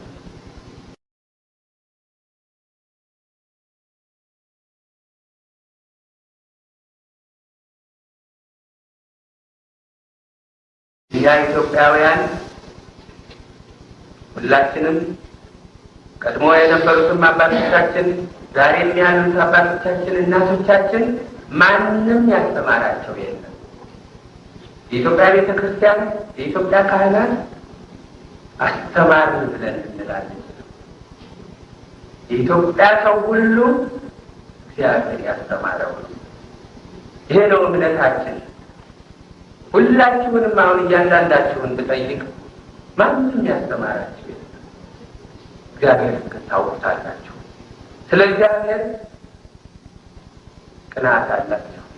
ስለ እግዚአብሔር ፍቅር አላችሁ። ዛሬ ይህን ጥሪ አክብራችሁ የመጣችሁ የእግዚአብሔር ስም የሚነሳበት ስለሆነ ነው። ማን አስተማራችሁ? ብዙዎች መጽሐፍ ቅዱስን የሚመረምሩ አሉ። ብዙዎች የመጽሐፍ ቅዱስ ጥቅስ የሚያውቁ አሉ። ብዙዎች ሊቃውንት አሉ። ነገር ግን ምንም አያውቁም የሚባሉ ማንበብ መጽሐፍ የማያውቁት ኢትዮጵያውያን አባቶቻችንና እናቶቻችን አስተማሩን የምንላቸው ሊቃውንት ከተባሉት የበለጠ እግዚአብሔርን አውቀው የበለጠ እግዚአብሔርን ወደው የበለጠ እግዚአብሔር አገልጋዮች ሆነው በሕይወታቸውም ያንን ፍቅርና ያንን እምነት እየገለጡ በስራ ሲያሳዩ እንመለከታቸዋለን። የኢትዮጵያ ሕዝብ ዛሬም ቀድሞም የነበረበትን መከራና ፈተና ሁሉ ችሎ ለመቋቋም በትዕግስት ለማሳለፍ በመጨረሻም ለማሸነፍ የቻለውና የሚችለው በዚህ እግዚአብሔር ራሱ የሚያስተምረው እግዚአብሔር ራሱን የሚገልጥለት የቃል ኪዳን ሕዝብ ስለሆነ ማንም ማስተማር ይህንን እውቀቱን ይህንን ይዞታውን ለማስጣል በታሪካችን ወደኋላ ሄደን እንመለከት። ዛሬ ብዙ ፈተናዎች እየደረሱበት ነው። ከሃይማኖት የሃይማኖት ወገኖቻችን የሆኑ እንኳን አይቀሩ ወይም የራሳችን የሆኑ የቤተክርስቲያን ሰዎች ናቸው የሚባሉ ሳይቀሩ ቤተክርስቲያን ለኢትዮጵያ ቃል ኪዳን ቀስትነት እንቅፋት ሆኖ ይጠራል። ግን የኢትዮጵያ ሕዝብ ከዚህ ቃል ኪዳን ከዚህ እውቀት ከዚህ እምነቱ ከዚህ ፍቅሩ ያላቀቀው የሚችል ኃይል ታሆነ በትምህርት በእውቀት በሌላው ሁሉ እንደምታወቁት በጣም ከሌላው ሁሉ የቀረና የኛ ቤተክርስቲያን ነገር ግን ቅድም እንዳሉ እያንዳንዱ ኢትዮጵያዊ ልቦና ውስጥ ተሰብስቦ ያለውን የእግዚአብሔርን ፍቅርና የእግዚአብሔርን እውቀት እንመለከት በጣም እናደርጋለን። ይሄ የእግዚአብሔር ትንቢት ጌታችን ኢየሱስ ክርስቶስም ራሱ ከእግዚአብሔር የተማሩ ይሆናሉ ብሎ እንደተናገረው ይህ እግዚአብሔር የተሰጠውን እውቀት ይህንን እግዚአብሔር የተገኘው ፍቅር ነው። ኃይል ሰው ኃይል ያስወግደው የማይቻል ነው እንመለከታለን። ይሄ ነው አሁንም ወደፊቱም እስከ መጨረሻው ድረስ ኃይላችን ሆኖ የሚያደርገው ይሄ የእግዚአብሔር ቃል ነው። የእግዚአብሔርን ቃል ማን ሊያስተባበለው ይችላል? በመጽሐፍ ቅዱስ እግዚአብሔር እኛን ኢትዮጵያውያንን እስራኤላውያንን ሕዝቤ ብሎ መርጧቸው የነበሩትን ሲሆን እናንተ የእስራኤል ልጆች ሆይ እናንተ ለእኔ እንደ ኢትዮጵያ ልጆች አይደላችሁ እያለ በነቢያት ሲወቅሳቸውና ሲነቅፋቸው ወይም ሲመክራቸው እንሰማለን። እንግዲህ ከእስራኤላውያን በፊት ኢትዮጵያን እንደሚያውቅ ከእስራኤላውያን የበለጠ ኢትዮጵያውያንን እንደሚወድ እግዚአብሔር ራሱ በዚያ በቃሉ ሲናገር ይሰማል። ያ ኢትዮጵያዊ ጃንደረባ አቤሜሌክ የሚባለው ኤርምያስ ነቢዩ ለእስራኤል ሕዝብ እግዚአብሔር በምርኮ ትሄዳላችሁ፣ እግዚአብሔር ትመርሳለች፣ ወደ ባቢሎን ትማረካላችሁ ብሎ የእግዚአብሔርን እውነት በመናገሩ ምክንያት አስረው የሞት በቃ ፈርደውበት ጉድጓድ ውስጥ ትቶት ነበር። መላው የእስራኤል ሕዝብ ፈርደውበት ሳለ ያ ኢትዮጵያዊ አቤሜሌክ የተባለ ጃንደረባ እሱ ነው ሄዶ ከንጉሱ ጋር አማልደው ይህንን ታሪክ ሰው እውነት ስለተናገረ እንዴት እንዲያደርግ ተደረገበታል። እባክህ አሁን እነሱ ፈርደው እንዲሞት በጉድጓድ ውስጥ ጥለውታልና እንዳወጣው ፍቀድ ብሎ ፈቅዶለት ገመድ ጨርቅ አስሮ ወደዚያ ልቆ ያይያስከዚያ አምጥቶ ይህንን በማድረጉም እግዚአብሔር እስራኤል በሙሉ ሲጠሩ ኢየሩሳሌም ስትጠፋ አይዞህ አምነህብኛልና አትጠፋ ብሎ ለዳላዊ ለኢትዮጵያዊ ቃል ኪዳን ገብቶለት አስፎታል። መጽሐፍ ላይ ነው። እንግዲህ በመጨረሻም ደግሞ እኛ ኢትዮጵያውያን በዚህ በሕገ ኦሪቱ ስርዓት እምነት ያንን አጥንተን እንኖር የእግዚአብሔርን ሰው መሆን የሕገ ወንጌልን መምጣት በተስፋ እንጠብቅ ነበርና ያ ኢትዮጵያዊ ጃንደረባ ሌላው ደግሞ በአዲስ ጊዜ ወደ ኢየሩሳሌም ሊሰግድ በሕገ ኦሪቱ ስርዓት መሰረት ሲሄድ ያው ሰግዶ በሚመለስበት ጊዜ የሚያነበው መጽሐፍ ትንቢት የኢሳይያስ ነው። ያም ስለ ጌታችን ኢየሱስ ክርስቶስ የተነገረው ትንቢት ነበር የሚያነበው። ይህ መቼ ይሆን የሚፈጸመው እያለ ያንን በሚመለከትበት ጊዜ ያው ፊልጶስ ሐዋርያው በእግዚአብሔር መንፈስ ታዞ መጥቶ ያንን የምታነበውን ታውቀዋለህ ወይ ብሎ ይህንን ነቢዩ ስለ ራሱ ይሁን ስለ ሌላ እንዴት እያውቃለሁ የሚያስተምረኝ ሳይኖር አለ ስለ ጌታችን ኢየሱስ ክርስቶስ ከመጀመሪያ እስከ መጨረሻ ተረከልን። መወለዱን ያው ማስተማሩን፣ መከራ ተቀብሎ መሞቱን፣ መነሳቱን፣ ማረሙ ከመንፈስ ቅዱስ መላኩን ሁሉ አስተማረ። ስለዚህ እመን ብሎ ሳይለው ራሱ ለዚህ አይነት የተዘጋጀ በመሆኑ እንግዲያ ኢየሱስ ክርስቶስ የእግዚአብሔር ልጅ እንደሆነ አምናለሁ ብሎ ያዋል። ስለ ጥምቀት ነግሮት ነበርና ጥምቀት የሚፈጸመው በውሃም መሆኑን ነግሮት ነበርና እንግዲያ ለምን አታጠምቀኝ ማለት ተጠመቅ አላለው። እሱ ራሱ ግን እንዳልተጠመቅ የሚከለክለኝ አይ ሳመንክ ተፈቅዷል አለ። ደግሞ ጥምቀት በውሃ ነው ብሎት ነበርና ይኸው ውሃው እምነቱም በፊት ያለ ውሃው ነው በራሱ ወዲያው እንደዚህ ናቸው የእኛ የእነዚያ ልጆች ነን እኛ። እንግዲህ እኛ ዛሬ የዚህ ቃል ኪዳን ባላደራዎች መሆናችንን አውቀን ይህንን ቃል ኪዳን ለመጠበቅ ተዘጋጅተናል። ጠብቀናል ወይ? ምናልባት ዛሬ እግዚአብሔር በልዩ ልዩ መንገድ እያንዳንዳችንን በግል በጋራም ሁላችንንም የሚፈታተንን ለምንድን ነው?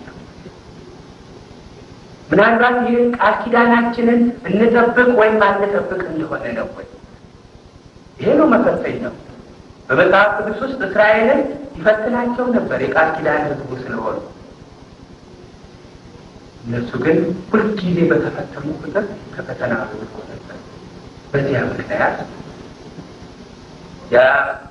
ያንን ቃል ኪዳን የጠበቁትን እስራኤላውያንን እና የቃል ኪዳን ምስክር የሆነችውን ጽላት መጽሐፍቱንም ስርዓቱንም እምነቱንም ሁሉንም የተመረጡትን ከእስራኤላውያን መካከል ጭምር ወደ ኢትዮጵያ መጣ። እኛ ነን እንደሱ፣ እኛ ነን፣ ሌሎች አይደለም። ከእነዚያ ውስጥ ተመርጠን በዚያ በቃል ኪዳን በቃል የተባሉት ከእስራኤል ተመርጠው የገቡት ናቸው። እኛ ነን ኢትዮጵያ። ያንን እየጠበቅን ነው እኛ። አባቶቻችን ቅድም እንዳልኩት በየጊዜው መከራ ይመጣል። መከራ የሚመጣው ይፈተናቸው። በዚህም ጊዜ ፈተናቸው ያልፉ ነበር። ታሪካችንን እስቲ ወደኋላ መለስ ብለን ብናየው ብናስታውሰው ስንት ምስክር እናገኛለን። በቅርቡ ኢትዮጵያ ሁልጊዜ እኛ ኢትዮጵያውያን ቃል ኪዳናችን ከእግዚአብሔር ጋር ይቻላል። ከሰው ጋር ቃል ኪዳን የለን። ከሰው መንግስት ጋር ቃል ኪዳን የለን። ሁልጊዜ ኢትዮጵያ ቃል ኪዳኗን ከሰዎች ጋር በምታደርግበት ጊዜ ትጠፋለች። ከእግዚአብሔር ጋር በምታደርግበት ጊዜ ትነሳለች። በቅርቡ በጣሊያን ጊዜ በማይጨው ለምንድን ነው ድል የሆነው? እስቲ በደንብ እንይ። ለምንድን ነው እግዚአብሔር ከዚያ ታሪክ ሊያስተምረን የፈለገው? በማን ላይ ነበር እንተማመን የነበረው? በዚያን ጊዜ ከእግዚአብሔር ጋር ባለን ቃል ኪዳን ነበረ። የእግዚአብሔር ቃል ኪዳን ሕዝቦች ነን። እሱ የቃል ኪዳን አምላካችን ነው። ስለዚህ በዚህ ቃል ኪዳን መሰረት ይጠብቀናል ብለን በዚያ ቃል ኪዳን መሰረት እንተማመን ነበረ ወይ? የመንግስታት የሰዎች ቃል ኪዳን ይጠብቀናል ብለን ተማምነን ነበር። እንደዚያ በመሆናችን ምን ሆነ? ሰዎች ቃል ኪዳን ይባላል። እነዚያም ለዚያ ቃል ኪዳን የገቡት ወደቁ። ቃል ኪዳናቸውን ደግሞ ባለመጠበቃቸው ምክንያት ፍዳቸው ከፈሉ። እግዚአብሔር ግን ታማኝ ነውና ሕዝቡን አይተውምና ባልታወቀ ኃይል ባልታወቀ መንገድ ባጭር ጊዜ ሕዝብን ከዚያ ከፋሽስት አገዛዝ ነፃ አወጣው። ማነው የኢትዮጵያን ሕዝብ ነፃ ያወጣ ከፋሽስት? የማን ኃይል ነው? የእግዚአብሔር ቃል ኪዳን ብቻ ነው። ቀደም ብሎ ባለው በአድዋ ጦርነታችን ደግሞ እንዴት ነበር የሆነ? በዚያን ጊዜ የነበሩት ህዝቦች ኢትዮጵያውያን የነበረው መንግስት በማን ላይ ነበር ተማምኖ ጣሊያንን ለመዋጋት አድዋ ላይ ሄዶ የነበረው? ቃል ኪዳኑን ከማን ጋር አድርጎ ነበር የሄደው? እግዚአብሔር ነበር። ስለዚህ በጉራቴ በሰይፍ ያንን ኃያል ሰራዊት ጦር ጠላት አደረገ። ስለዚህ ዛሬ እግዚአብሔር የቃል ኪዳን ህዝቦቹ መሆናችንን ቃል ኪዳናችንን እያንዳንዳችን በየግላችን መፈጸማችንን በጋራ መፈጸማችንን እየፈተንን እኔ ራሴ ከእግዚአብሔር ጋር የቃል ኪዳን ልጁ ስለሆን ቃል ኪዳንን እጠብቃለሁ ወይም እጠይቃለሁ። እኔም ይፈትነኛል። ቃል ኪዳን መጠበቅ ያለመጠበቅ ካልጠበቁ ከፈተናው ወድቃለሁ፣ ከጠበቁ ደግሞ አለ ማለት ነው ይጠብቀኛል። እያንዳንዳችንም እንደዚህ እየፈተንን ነው። እያንዳንዳችንን ህይወት ብንመረምር እንደዚህ ያለ ሁኔታ ነው። ስለዚህ መቼም ዛሬ ዋናውን ነገር ለመናገር ያህል እንጂ በአጠቃላይ ታሪካችንን ማንነታችንን ለመናገር ረጅም ጊዜ ነው የሚወስድብን። ብቻ አሁን ይህንን ተቋም እንድናቋቁም አስፈላጊ የሆነው እንደዚህ ያለ ቅርስ ያለን ህዝቦች በዓለም ላይ እንደኛ ያለ የመጨረሻውን መልካም ቅርስ የያዘ ህዝብ በዓለም ላይ በምድር ላይ የለም። እስራኤል ብለን የምንላቸው እንኳን የምንድል አላውቅም። በኢየሱስ ክርስቶስ አስተውታል። እኛ ግን በኢየሱስ ክርስቶስ አትመለዋል ይዘነዋል። ስለዚህ ይህንን አይነቱን ቅርስ ስናጣ ዝም ብለን እንመለከታለን። እኔ እኮ በዚያ እስር ቤት ሳለው እኔ የመጨረሻውን ጽዋዬን ተቀብዬ ለሌሎች ወንድሞቼ አልፋለሁ ብዬ ነበር ያሰብኩት። ነገር ግን እግዚአብሔር ፈቃድ ሆኖ እሱ ከዚያ ሁሉ አውጥቶ ከሀገርም ደግሞ በዚህ ስራ ምክንያት ደግሞ አውጥቶ እንዲገኝ ያደረገ። በማየው ሁሉ በጣም አዝናለሁ። እንደኔ ሁላችሁ ሳታዝኑ መቀባል ሌሎች የሌላቸውን እንዲኖራቸው ለማድረግ ይሞክራሉ። ሌሎች የማያስመካው ያስመካቸዋል። ሌሎች በገንዘባቸው የሚመኳል፣ በጥበባቸው የሚመኳል፣ በኃይላቸው የሚመኳል፣ በብዛታቸው የሚመኳል። እኛ ግን በዚህ ሁሉ አንመካም። በልዩ ልዩ ጥበባቸው የሚመኳል። እኛ ግን በዚህ ሁሉ አንመካም። ድሆች ነን፣ ጨርቅ ለባሾች ነን። በፊታችሁ ስቀርብ እኔ ይችን ዘጠና ብቻ ለብሼ ነበር ለመቅረብ ያሰብኩት። ለምን እኛ ኢትዮጵያውያን አባቶቻችን ጀምሮ ዛሬ ወደፊትም ምንም ይቅርብን ራቁታችንን እንሆን፣ ነገር ግን የማንተወው ሕይወታችንን የምናሳልፍለት ዘላለማዊ የሆነ የቃል ኪዳን ቅርስ አለን እንጠብቅ ከእግዚአብሔር ተቀበልነው። ለዚህ ቀን ያልሞትን ለማን? ለዚህ ቀን መስዋዕት ያልሆን ለማን መስዋዕት? ይኸው ለእግዚአብሔር ማለት። እኛ ብዙዎች ባህል አምላኪዎች ይሉናል፣ ስርዓት አምላኪዎች ይሉናል። አሁን ነን። ሌላ ባህል የለንም፣ ሌላ ስልጣኔ የለንም፣ ሌላ እውቀት የለንም። ባህላችን እግዚአብሔር ነው፣ ኢየሱስ ክርስቶስ ነው። ከለና በመጽሐፍ ቅዱስ ውስጥ እግዚአብሔር ለሰው ልጆች የሰጣቸው ስርዓቶች ባህሎች ናቸው። ባህሎቻችን ሌላ ባህል የለንም። በሕይወታችን የማንምናል፣ በሕይወታችን የምንተረጉመው፣ በሕይወታችን የምንኖረው፣ የምንገልጠው ይህንን ሕያው የሆነ የእግዚአብሔር ቃል ኪዳን እግዚአብሔር አብርሃምን፣ ዳዊትን፣ ሙሴን፣ ኖህን እነዚህም ሁሉ ለምን መረጠ?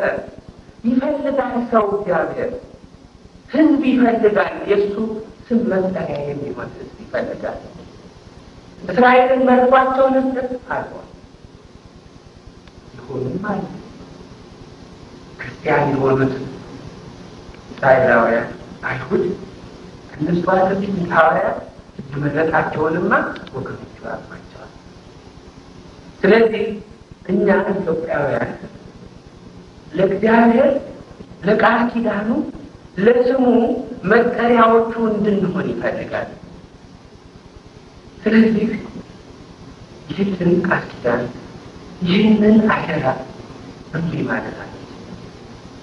ዛሬ በዓለም ላይ የበተነን እግዚአብሔር ያለ ምክንያት በሀገርም ውስጥ ይህን ሁሉ መከራ እንድናይ በረሃብ፣ በችግር፣ በልዩ ልዩ ፈተና በሕዝብ መከራውን እንዲያይ ያደረገው በዓለም ፊት እንዲጋለል በዓለም ፊት ኢትዮጵያዊ ነኝ ብሎ ማለት የሚያሳፍር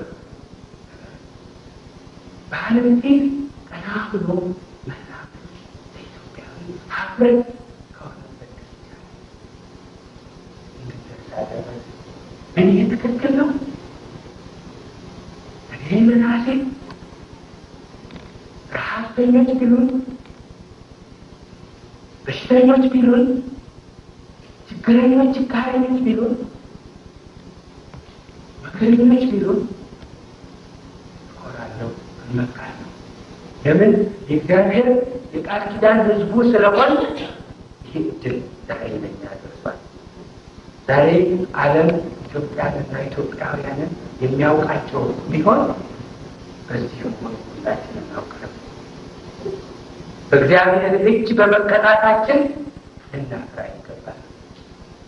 አንገታችንን በሀፍረት ልንራመድና ልንሸማቀቅ አይገባም። እግዚአብሔር ስለቀጣን መኩራት፣ መመካት።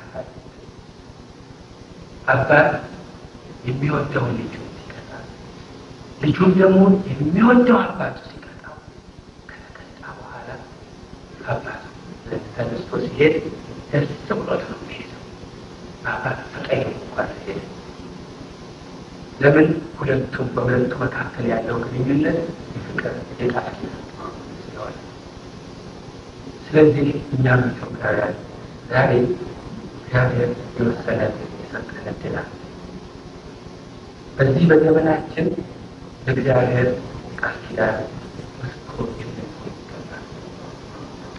ይኸው በመበታተናችን ቋንቋችን፣ ምግባችን፣ ባህላችን፣ አለባበሳችን፣ መልካችን፣ አኗኗራችን ሳንወድ በግድ በዓለም ሕዝቦች መካከል ተሰራጭተው ታዩ። ስለዚህ እባካችሁ አባቶቼ፣ ወንድሞቼ፣ እናቶቼ፣ እህቶቼ የፍቅራችን መብዛት ማለት አይደለም። እኔ ይህን ያህል ሰው ይመጣል ብዬ አላሰብኩም ነበር፣ አልጠበቅኩም ነበር።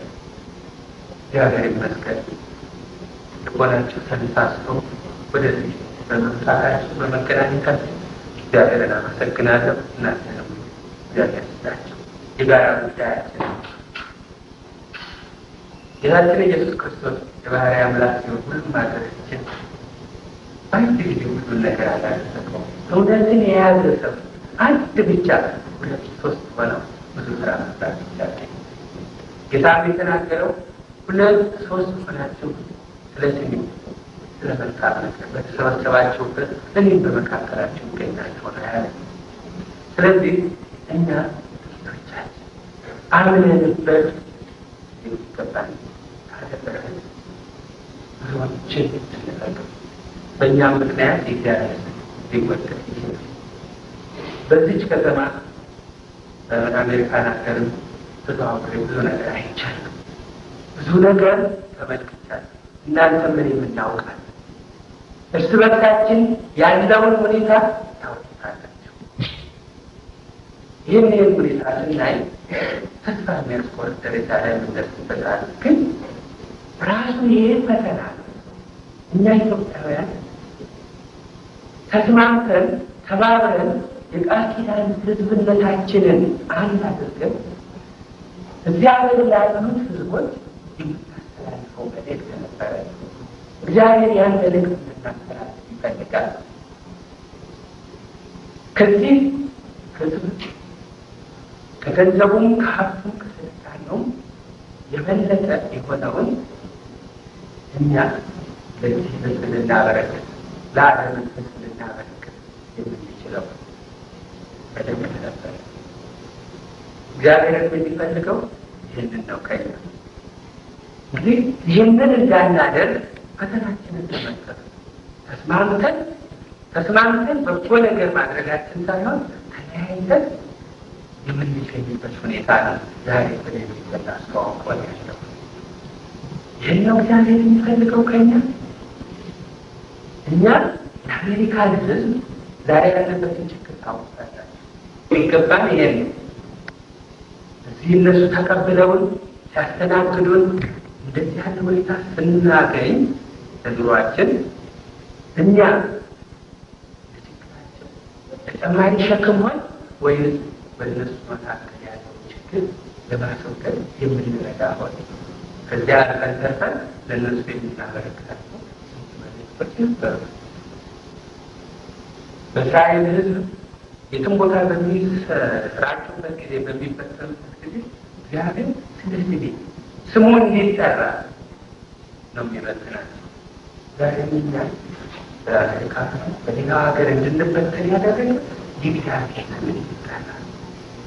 አንድ ኢትዮጵያዊ ነው ሲባል ታውቃላችሁ ያለን በሰው ዘንድ እንዴት ያለ አቀባበል፣ እንዴት ያለ አክብሮት ነው፣ እንዴት ያለ መወደድ ነበር።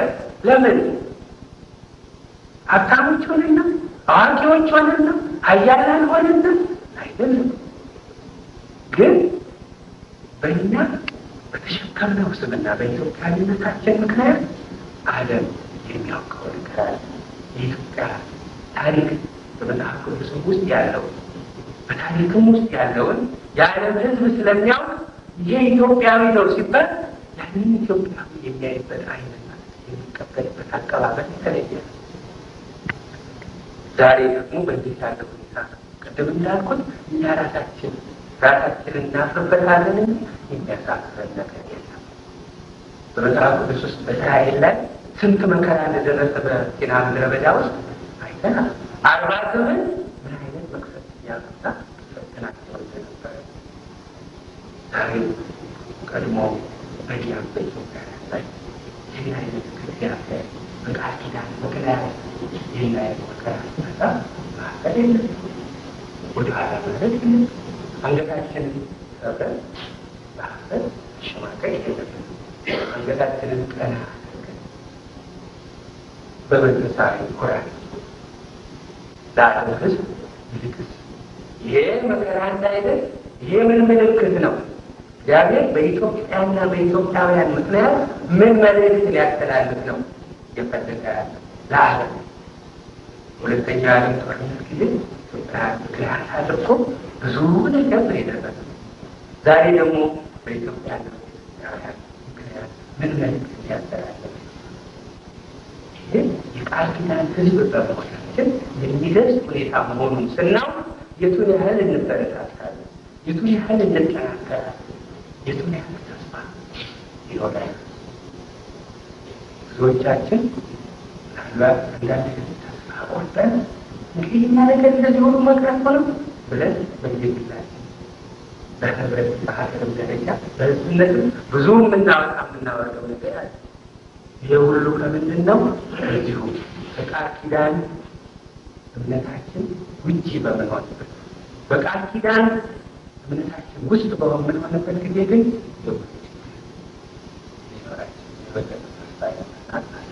እና አሁንም ሁላችሁም የምታውቁትን ነገር ነው መልሼ የተናገርኩት።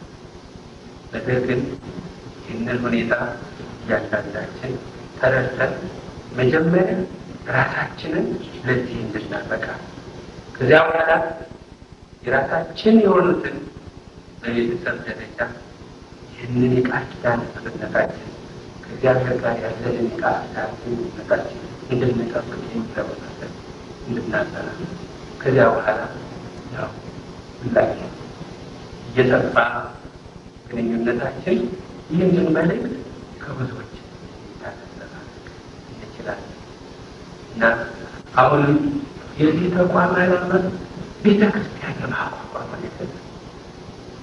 ብዙ ቤተክርስቲያኖች አሉ፣ ግን ስናየው ቤተክርስቲያን ማቋቋም ብቻ አይደለም። ቤተክርስቲያንን የሚያገለግሉ ካህናት የሚያገለግሉ መሳሪያዎች መጽሐፍ ማዘጋጀት ያስፈልጋል። አሁን የሚያስጨንቀን እግዚአብሔር የቸርነት የሚያደርግ ጊዜ የሚያሳስበንም ምንጩ የደረቀ ነው። በሀገራችንም ያው በየገዳማት በየአድባራት በእያንዳንዶቹ አባቶቻችን ሊቃውንት ምንጭነት ይሄ ቅርስ ተጠብቋል ማለት ነው። አሁንም በውጭ ሀገር በወጡት አንዳንድ ምሁራን ዘንድ ይሄ ቅርስ አለ። አሁን የሚያስደንቀን እነዚህ ሲያልፉ ተተኪ ከሌለ እንዴት እንሆን? ይሄ ነው የሚያሳስበኝ። ይህን ተቋም ለማቋቋምና ይሄ ምንጭ እንዳይደርቅ ለማድረግ እኛ ዛሬ ያለነው ካልደከም አንድ የሚገባንን ካደረግን ያ ምንጭ ከደረቀ በኋላ ይሄ ቅርስ ይቋረጣል፣ ይቆማል ማለት ነው። እግዚአብሔር አያደርገው፣ ግን እኛ ደግሞ በሕይወት ያለነው እግዚአብሔር ያቆየን የመስራት እድሉን እንዲሰጠን እድሜውን የሚያገኘው ለመስራት ይችላል። ስለዚህ በዚህ በኩል የችግር የሚወገድበት በዚህም በውጭ ላለችው ያሉት ምዕመናን ላሉት ኢትዮጵያውያን በሀገርም ውስጥ ልንረዳከር የሚችልበት መንገድ ይሄ ምንጭ ሳይደርቅ እና እየጎለበሰ እየጨመረ እየቀረቀረ እየተማረ ምናልባት ዛሬ ይህን ተቋም በማቋቋማችን ይህን ጥሪ በማድረጋችን ቤተክርስቲያን ለመክፈት ሌላ አይነት ስሜት ነው የሚል ነገር ካለ ይህንን በግልጽ ሁላችንም ማውቀት ለሌሎች ያውቁ ማድረጋል። ቤተክርስቲያኖች የሚረዳቸው የሚደግፋቸው ምንጭ ከሌለ ውጭ ያሉት አገልጋዮች ካህናት በአንዳንድ ምክንያት መስራት ከማይችሉበት ደረጃ ሲደርሱ የሀገር ወደ ቆሙ ደግሞ ቤተክርስቲያን መቀደስ ይቻላል። ወጣቶቻችን ልጆቻችንን እኛም ልናውቀውና ልንማረው የሚገባ ብዙ ነገር አለ። ቤተክርስቲያን ሄዶ አልቀድሶ ወይም ቀድሶ መመለስ ይቻላል። ወይም አቁሞ ክርስቲያን ይሄ አይነት ይህም በሀገራችን ሞልቷል። እዚህም እግዚአብሔር ይመስገን ቤተክርስቲያን ተቋቁሟል። ዋናው ነገር በእነዚህ ቤተክርስቲያኖች የሚሰጠው አገልግሎት የተሟላ ነው ወይ? ለወጣቱ ትውልድና ወደፊት ለሚተኩት ልጆቻችን የሚያረካ ነው፣ የሚያጠግብ ነው። ይህንን ቅርሳችንን በትክክል ለልጆቻችን እያስተላለፍን ነው ወይ? ይህንን ለመርዳት ነው ዛሬ ሊያሳስብ ሆኖ ይህንን ተቋም ለማቋቋም ያሰብነው እና አሁንም ሁላችሁም ይህንን አውቃችሁት ሳይመጠን ወደፊት በአድራሻችሁ በልዩ መንገድ ያው መጽሔት በማዘጋጀት አንዳንድ ከሌሎችንም ይህንን ቅርሳችን እንዳይረሳ እንድታውቁት ለማድረግ አንዳንድ ነገሮችን በዚህ በተቋሙ አማካኝነት ከፈቀደ እያዘጋጀ በየአድራሻቸው እንልክላችኋለን እና ዋናው በጎ ፈቃዳችሁ ያለመሳይነታችሁ ያለና አስተሳሰባችሁ መልካም አስተሳሰባችሁ እና ልናደርገው የሚገባትን በየጊዜው በማህበር አብረን እንድናደርግ ነው። ስለዚህ ዛሬ ጥሪያችንን አክብራችሁ ስለመጣችሁ ስላዳመጣችሁን በጣም አመሰግናለሁ። እግዚአብሔር ዋጋችሁን ይክፈላችሁ። እግዚአብሔር ክብር ምስጋና ይግባው።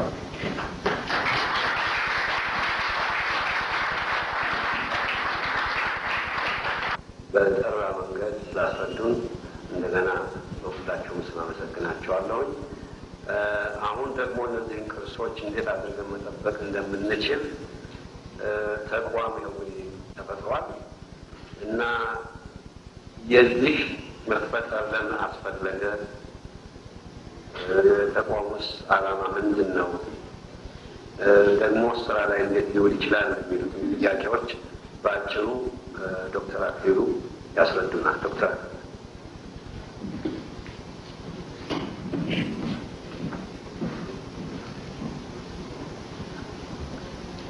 እኔ እንኳን ያዘጋጀሁት ንግግር ሰፋ ያለ ነበር። ምናልባት ጊዜ ካላችሁ 1-2 ሰዓት ያለበት ግን አሁን ስመለከተው አስፈላጊ ነው አላገኘሁትም። በእውነቱ ሁላችሁም ግጭት ደርሳችኋለች አላቸው እና እዚያ ውስጥ ስለ ተቋሙ ዓላማና ተግባር ባጭሩ ተዘርዝሯል። መቼም አሁን ንጉረድ የነገሩን በመሰረቱ ለምንድን ነው እንዲህ ያለ ተቋም መፈጠር መቋቋም ያስፈለገ የሚለውን በአንድ አንጻር በእምነት አንጻር ነው። ይህ እምነት ደግሞ በስራ ላይ ህብረተሰብ አለኖር ተተረጎም ደግሞ ራሱ ብዙ ዘርፎች አሉ። ራሱ የቻለ ሰፊ ዘርፎች አሉ እና አንደኛው ንውረድ ያሉትን ለመደገፍ እና ቢቻልም ለማንጸባረቅ የምፈልገው በእኛ እድሜ ያለኑ ሰዎች ከፍተኛ ኃላፊነታችን ባለን አቅም መሰረት ባለን ችሎታ አሁን ላለው ወጣት ትውልድ በጽሁፍ በሚያውቀው ቋንቋ እንደሚገባው ሆኖ የሚቀርብለት ይህንን ዝግጅት አንድ ሰው ብቻውን ስለማይችለው ተቋም አስፈለገ። ተቋም እንግዲህ አሰባሳቢ ነው።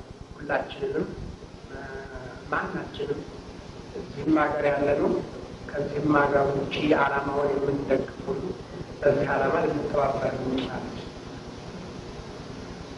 ስለዚህ የዚህ የቅዱስ ኪዳን ቅርስ ጽሑፉ ላይ እንደደረሳችሁ የሃይማኖት፣ የባህል፣ የእውቀት፣ የስልጣኔ ቅርሶች በኢትዮጵያ ያሉንን በመጀመሪያ ለማወቅ ነው። በእውነቱ ምናልባት ብዙዎቻችን እነዚህን ቅርሶች አናውቃቸውም። እንዴት አድርገን እንወቃቸው? ብዙዎቻችሁ ምናልባት በእድሜ ከሚያበጣቸው ልጆች ናቸው። በትምህርት ቤትም አልተሰጡም። በእኛም እድሜ የነበርነውም እንደዚህ ያለው ትምህርት ለመቅሰም እድል ያገኘን በውጭ ሀገር አብዛኛውን እና ደግሞም በእውነቱ አሁን ዞር ብለን ስንመለከተው በግሌ ስለራሴ ልናገር እችላለሁ። እንደዚህ ያለ ሁኔታ ይመጣል ብለን የመገመት ችሎታ ቢኖረን ኖሮ የምንሰጠው ትምህርትና የምንሰጠው የስርዓት ትምህርት ያስጣፈኝ ሁሉ በተለየ ሌላ መሆን ነበር። እኔ እንደው የራስ ግላዊ ሂስ ሳደርግ ነው እና እንደዚህ ያለ ሁኔታ ስላለ አሁን ያ እንዳይደገም እንግዲህ ጽሁፍ ያስፈልጋል፣ ማወቅ ያስፈልጋል። ለማወቅ በጣም ሰፊ ነው ዘርፍ እና ሊቃውንት በያሉበት እንዲጽፉ ደግሞም ዝንባሌ ችሎታ ያሉ ወጣት ኢትዮጵያውያን ብዙ ጊዜ በየትምህርት ቤቶች ይገጥማቸዋል። አንዳንድ ለኢትዮጵያ ለመጻፍ ፈልገው በምንጭ አጣ ስለዚህ ጉዳይ ለማድረግ እንፈልጋለን ግን አንችልም፣ ማንን እንጠይቅ በመባል ብዙ ጊዜ አልፎ አልፎ አንዳንድ ችግር እንደሚገጥማቸው እናውቃለን። እና እንደዚህ አለም ደግሞ አንድ ማዕከል በመሰብሰብ እኛም ባናውቀው ደግሞ የሚያውቁ ሰዎች ጋር ለማገናኘት ድልድይ ለመሆን በዚህ ሁኔታ እንግዲህ ለማወቅ ለማስተዋወቅ እና ለማሳወቅ የመቻል ትንባሬ ዓላማ አለ።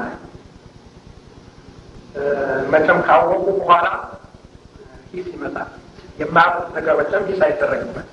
መጀመሪያ ማወቅ ያስፈልጋል ምንድነው ሂስ የሚደረግበትና ያንን ካወቅን በኋላ ለማሻሻል ለመለወጥ እንዳስፈላጊነቱ በአዲስ ባህሪ ለማቅረብ የሚቻለው መጀመሪያ ሲያወቅ ነውና ይሄ መሰረታዊ ነገር በመሆኑ እንግዲህ የዚህ ተግባር የተቋም አንደኛው መሰረታዊ ዓላማው የሆነ ይገኛል። ማወቅ ብቻ አይደለም፣ ማሳወቅ ብቻ አይደለም፣ መጠበቅ ነው። ደግሞ መጠበቅ ነው። እንደምታውቁት አሁን በኬንያ በኩል እንደሚነግሩን ብዙ የኢትዮጵያ ቤተክርስቲያን ቅርስ በሆነ ባልሆነ መንገድ እየወጣ ለጥቂት ገንዘብ እየተሸጠ ነው። በቤተ ክርስቲያን ውስጥ ቢሆን ምንም ከዚህ በፊት እንደቆየ ቢቆይ አሁን ባለው ሁኔታ ያለው የድሮ ቅርስ የመጠበቁ ዘዴ ካልተሻሻለ ካልጠበቀ ለነገ ሊቆይ አይችልም። ውጭ ደግሞ የወጡ ብዙ ጽሑፎች አሉ። አሁን ይህ እንደ ዛሬ ባለ ተቋም ቀደም ብሎ ቢቋቋም ኖሮ በእንግሊዝ ሀገር ብቻ ያሉት ከ800 እስከ 1600 ያሉ መጽሐፍት ከኢትዮጵያ ተዘርፈው የተወሰዱ በልዩ ምክንያት እነሱ እንኳን እንዴት በምን ሁኔታ ናቸው ስለምንድን ነው የሚናገሩት ብሎ ለብዙዎቻችሁ ለማሳወቅ ለብዙዎቻችን ለማወቅ እንችላለን። በቱርክ ሀገር ያሉት እንደዚሁ ናቸው። በጣሊያን ሀገር ያሉት እንደዚሁ ናቸው። በግብፅ ሀገር ያሉት እንደዚሁ ናቸው። በፖርቱጋል ያለው እንደዚሁ ነው። እና በሰፊው የዚህ ሁኔታ በሰፋ ቁጥር ከዚህ በፊት ለኢትዮጵያ የተጻፉት ጽሑፎች፣ ቅርሶች በብዙ ሀገሮች አሉ ለማለት ነው ባጭሩ። ስለዚህ እነሱን ለመጠበቅ ዘዴ መፈለግ አለብን። ያጻፉ ዘዴው ደግሞ ራሱን የቻለ ልዩ ትምህርት ነው፣ ልዩ ሁኔታ ነው። ሌላው ደግሞ ለመጠቀም ነው። በእነዚህ ቅርሶች ለመጠቀም ነው። ካወቅናቸው ከጠበቅናቸው ደግሞ ልንጠቀምባቸው እንችላለን። ለመጪው ትውልድ ልናስተላልፋቸው እንችላለን። የኢትዮጵያ ቤተክርስቲያን እምነት በዚህ ጉዳይ እንግዲህ እንደ ንቡረት እሳቸውን የመሳሰሉት ሁሉ የእምነቱ ድንጋጌው ዶግማው እሱ ራሱ እንኳን አሁን ቢጠየቅ ምንድን ነው ተብሎ ቢጠየቅ አንዳንድ የቤተ ክህነት ሰዎች ካሉ በስተቀር በወጡ ቦታችን አናውቅም። አሁን ቅድም ንቡረት እንዳሉትና ይህንንም በሚገባ መልክ የሚለየው ምንድን ነው? የሚያገናኘው ምንድን ነው? እንዴት ነው ልዩነቱ የመጣው የሚለው ነገር በዶግማው መልክ፣ በድንጋጌ መልክ፣ በታሪክ መልክ የሆነ ሊቃውንት ራሱን የቻለ ሰፊ ታሪክ እና ሰፊ ቅርስ ነው። ከዛ የቤተክርስቲያን ቅርስ የቤተክርስቲያን ቅርስ ሰፊ ነው። ይህንንም ስንነጋገር በትምክህት አይደለም ወይም በመለጠንም አይደለም። ማለት በኢትዮጵያ ያለ ሀገር ሰፊ እምነት ሀገር ነው። ልዩ ልዩ እምነቶች አሉበት። ሌሎችም ሀገሮች እንደዚሁ። አሁን እኛ የምንነጋገረው በሰፊው ከቤተ ክርስቲያን የኢትዮጵያ ቤተክርስቲያን ጋር ስላሉ ይችላል። ይህንን ማለት ሌሎች ጥረናል ለማለት ሳይሆን ያንን እንኳን ለማወቅ አልቻልንም ነው።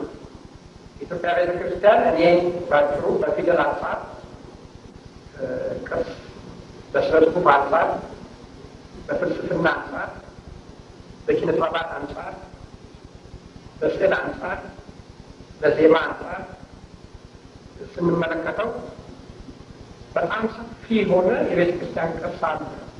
ግን ብዙ በግዕዝ ስለሆነ በአማርኛ የተተረጎመው ጥቂት ስለሆነ አናውቀውም። ደግሞም እርግጠኛ ነኝ ወደፊት በግዕዝ ቋንቋ የማወቁን ምድል አሁን ነው ስመለከተው ጥቂት አዋቂዎች ሰዎች ካልሆኑ በስተቀር ያንን የማጣት ነገር የመለመለ ሊሆን ይችላል። ስለዚህ ዘዴ ፈልጎ ህዝቡ በሚያውቀው ቋንቋ ሊተረጎምለት ያስፈልጋል። ስለዚህ ጉዳይ ከመካከላችን አንዱ ልትኮሩበት የሚገባው ይህንን ስራ መስራት ላይ ያለው ዶክተር ጌታቸው ኃይሌ የሚባለው በሚነሶታ በሰፊው ህዝቡን በግዕዝ የተጻፉትን ጽሑፎች በቀጥታ ወደ እንግሊዝኛ እየተረጎመ በመስራት ላይ ያለ እንግዲህ እሳቸው ዶክተር ጌታቸው የሚሰሩትን ነገር ደግሞ እያቀረቡ ደግሞ ሌሎች ወጣቶች ደግሞ እንድትከታተሏቸው ትችላላችሁ ማለት ነው። ስለዚህ አሁን በመጀመሪያ ምለው የዚህ ቅርስ የዚህ ተቋም መሰረታዊ ዓላማ ቅርስ ተብለው የሚታመንባቸውን ሁኔታዎች በዘርፋቸው መተንተንና ያው ይታወቁ ለማድረግ ለህዝብ ለማስተላለፍ አሁን የምናገረው በአጠቃላይ ነው። ምክንያቱም በስራ ላይ ስለሚተረጎሙበት ጊዜ ሙያ ዘርፍ ያለው ሰው ይጠይቃሉ። የራሱ በሁለቱ ገና በሰፊው ተጠንቶ የሚቀርብ ነው እንጂ እንደወደዱ ዛሬ በተናገርነው ብቻ በስራ ላይ አይውልም። ለዚህ ነው በአጠቃላይ በዚህ መልክ የተናገረ መናገር ይቻላል። እንግዲህ በጽሁፍም በውይይትም ይቀርባል። በጥናትም በትርጉምም አሁን ወረድም ራሳቸው በትርጉም ይዘውታል። ከዚህ ደግሞ ችሎታ አላቸው ለማሳለፍ። አንደኛው ሌላው በአጭሩ ስለዚህ ጉዳይ ለመናገር የምንፈልገው እንዴት አድርገን ነው ይህንን ዓላማ ስራ ላይ ለመዋል የምንችለው የሚባለው መቼም ዋናው ችሎታ ያላቸውን ሰዎች ጠቁሞ ማግኘትና በስራ ተካፋይ እንዲሆኑ ማድረጉ ነው እና ችሎታ ያላቸው ለመስራት ያልቻሉ ሰዎች እንዳሉ ለምንድን ነው ይህን ለመስራት ያልቻሉበት? የገንዘብ ደካማነት ነው ወይ? የሰዓት ነገር ነው ወይ? የአቋም ነገር ነው ወይ? የተባለ ይህንን እንግዲህ ቀስ በቀስ የተጠና አንድ መልክ ለመያዝ ይችላል። እኔ ለወረድም ያለው በፊትም ሌላ ተናግረናል። አሁን ቅድም ያሉት አሁን ያሉት የኢትዮጵያ ሊቃውንት ቢይዛ ቢነስ 15 20 30 40 ዓመት ነው በዚህ ኮሚኒቲ ያው እንግዲህ ወጣቶች ናቸው። ሸምበል ያሉት በእድሜ ዘገላ ሊሆኑ ይችላሉ። እነዚህ ሰዎች ያላቸውን እውቀት ብቻ በአንድ ዘዴ እያንዳንዳቸው በያሉበት ለመጠበቅ እንኳን አንድ አይነት እንቅስቃሴ ሊደረግ የራሱን የቻለ ወደፊት ለኢትዮጵያውያን ብዙ ሊጠቅም ይችላል ብለን እናምናለን። ስለዚህ ይህም ራሱ ደግሞ በአንድ መልክ የሚቀርብ ነገር ነው።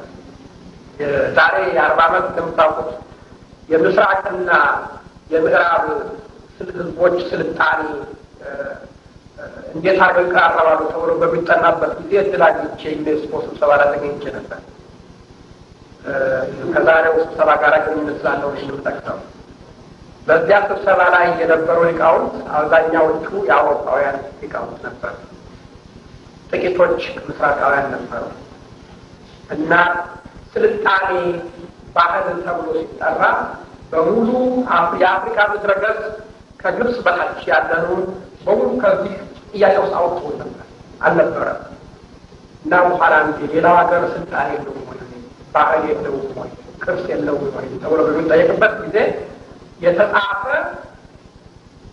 ለሰው የሚነበብ የተጨበጠ ነገር የለውም፣ እኛ መናገር የምንችለው በተጨበጠ ነገር ላይ ነው ተብሎ በመደረጉ የተነሳ ያው እንደምታውቁት ከ10 ዓመት በኋላ አፍሪካውያን በርከት ብለው በገቡ ጊዜ በኦራል በቃ ያለውን ታሪካችንን እንኳን አሁን ያሉትን ሰዎች በልዩ ልዩ ዘዴ ልናጠራው ይገባል ተብሎ አንድ ውሳኔ ስለቀረበ አሁን በዛሬ ጊዜ ዩኔስኮ 8 ቮሉም የያዘ የአፍሪካ ታሪክ በመጽሐፍ ላይ ያለ እና በዚያን ጊዜ እንኳንስ እንደ ኢትዮጵያ ያለ ሀገር ትንሽ ጽሑፍም ያለው የኦራሉ ደግሞ በሁለቱ ባህል በጣም ሰፊው ያለበት ሀገር በብዙዎች ሀገሮች በምዕራብ አፍሪካ እንደ ሰሜን ናይጄሪያ የራሳቸውን የኦራል ትራዲሽን የኦራል ባህል ኢንስቲትዩት ተቋቁሞ ለመጻፍ ተችሏል ለማለት ነው።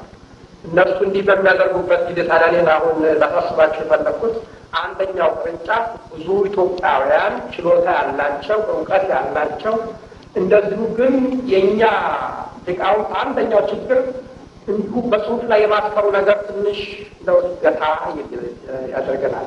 እጅግም ወደፊት አንገፋበትም። ደግሞ መፈለግ ላይ ሲሆን እያንዳንዳችን አንዳንድ ሰዎች ሊጠቆሙ ደስ ይላል።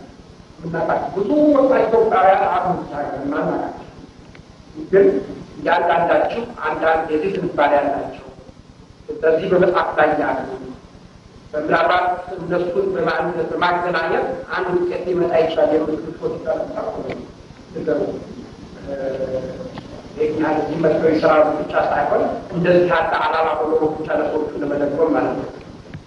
ሌላ ብዙ ስለ ኢትዮጵያ ታሪክ፣ ለኢትዮጵያ ባህል፣ ለኢትዮጵያ ቅርስ የሚሉ የውጭ ሀገሮች አሉ እና አሁን በቅርቡ እንደምስወና ሲያበስ ሲያገር መጥቶ በአፍ ታሪክ እንደ ሚስተር ሮበርትሰን ያሉ አሉ፣ እንደ ኤብርሃም ያሉ አሉ፣ እንደ ኩዜላ ያሉ አሉ።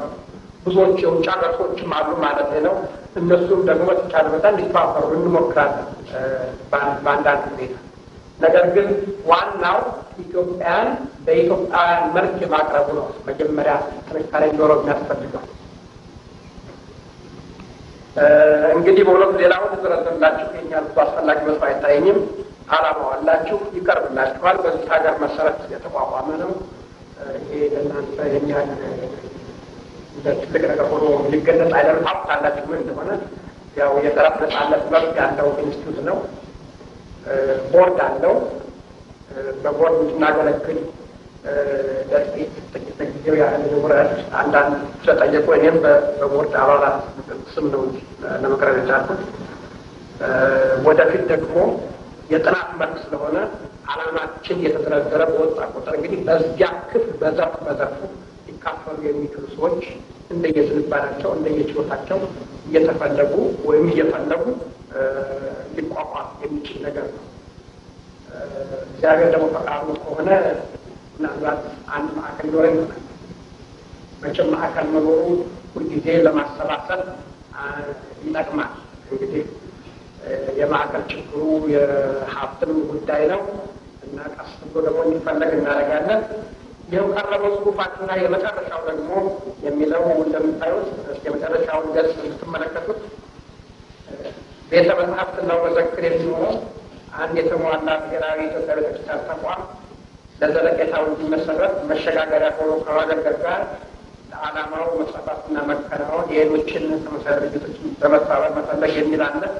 ማለት ምናልባት የኢትዮጵያነት የሆኑ አንዳንድ ቤተ መጽሐፍት የመፈለግም ነገር አለ። ዛሬ ቴክኖሎጂ የሰፋ ነው።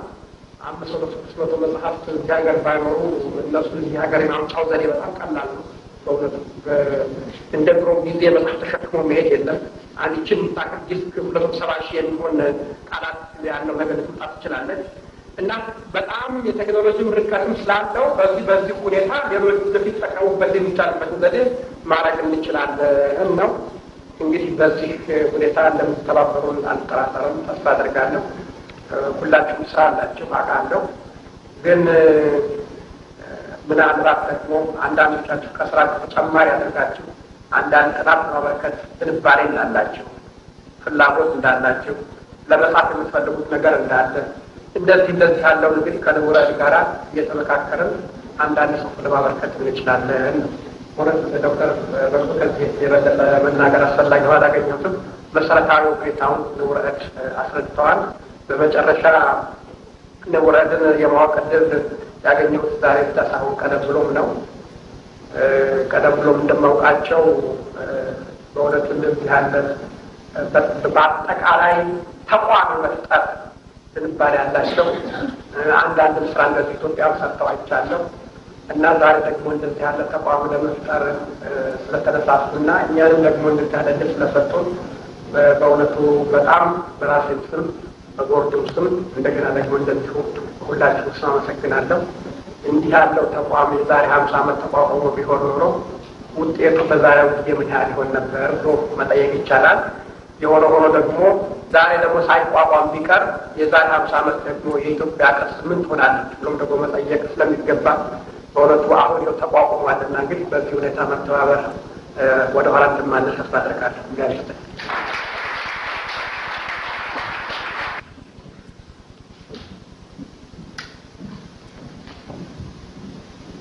ጊዜው ረፍቷል። ስለዚህ ምንም ተጨማሪ የሚያነሱባቸው ነገር ግን አንድ 5 ደቂቃ ወይም 10 ቢበዛ ሀሳብ እንዳላችሁ ወይም ጥያቄ ያላችሁ ካላችሁ ይችላላችሁ። ሌላ ቤተክርስቲያን የነጻነት የመብት የአለኝታ የህልውና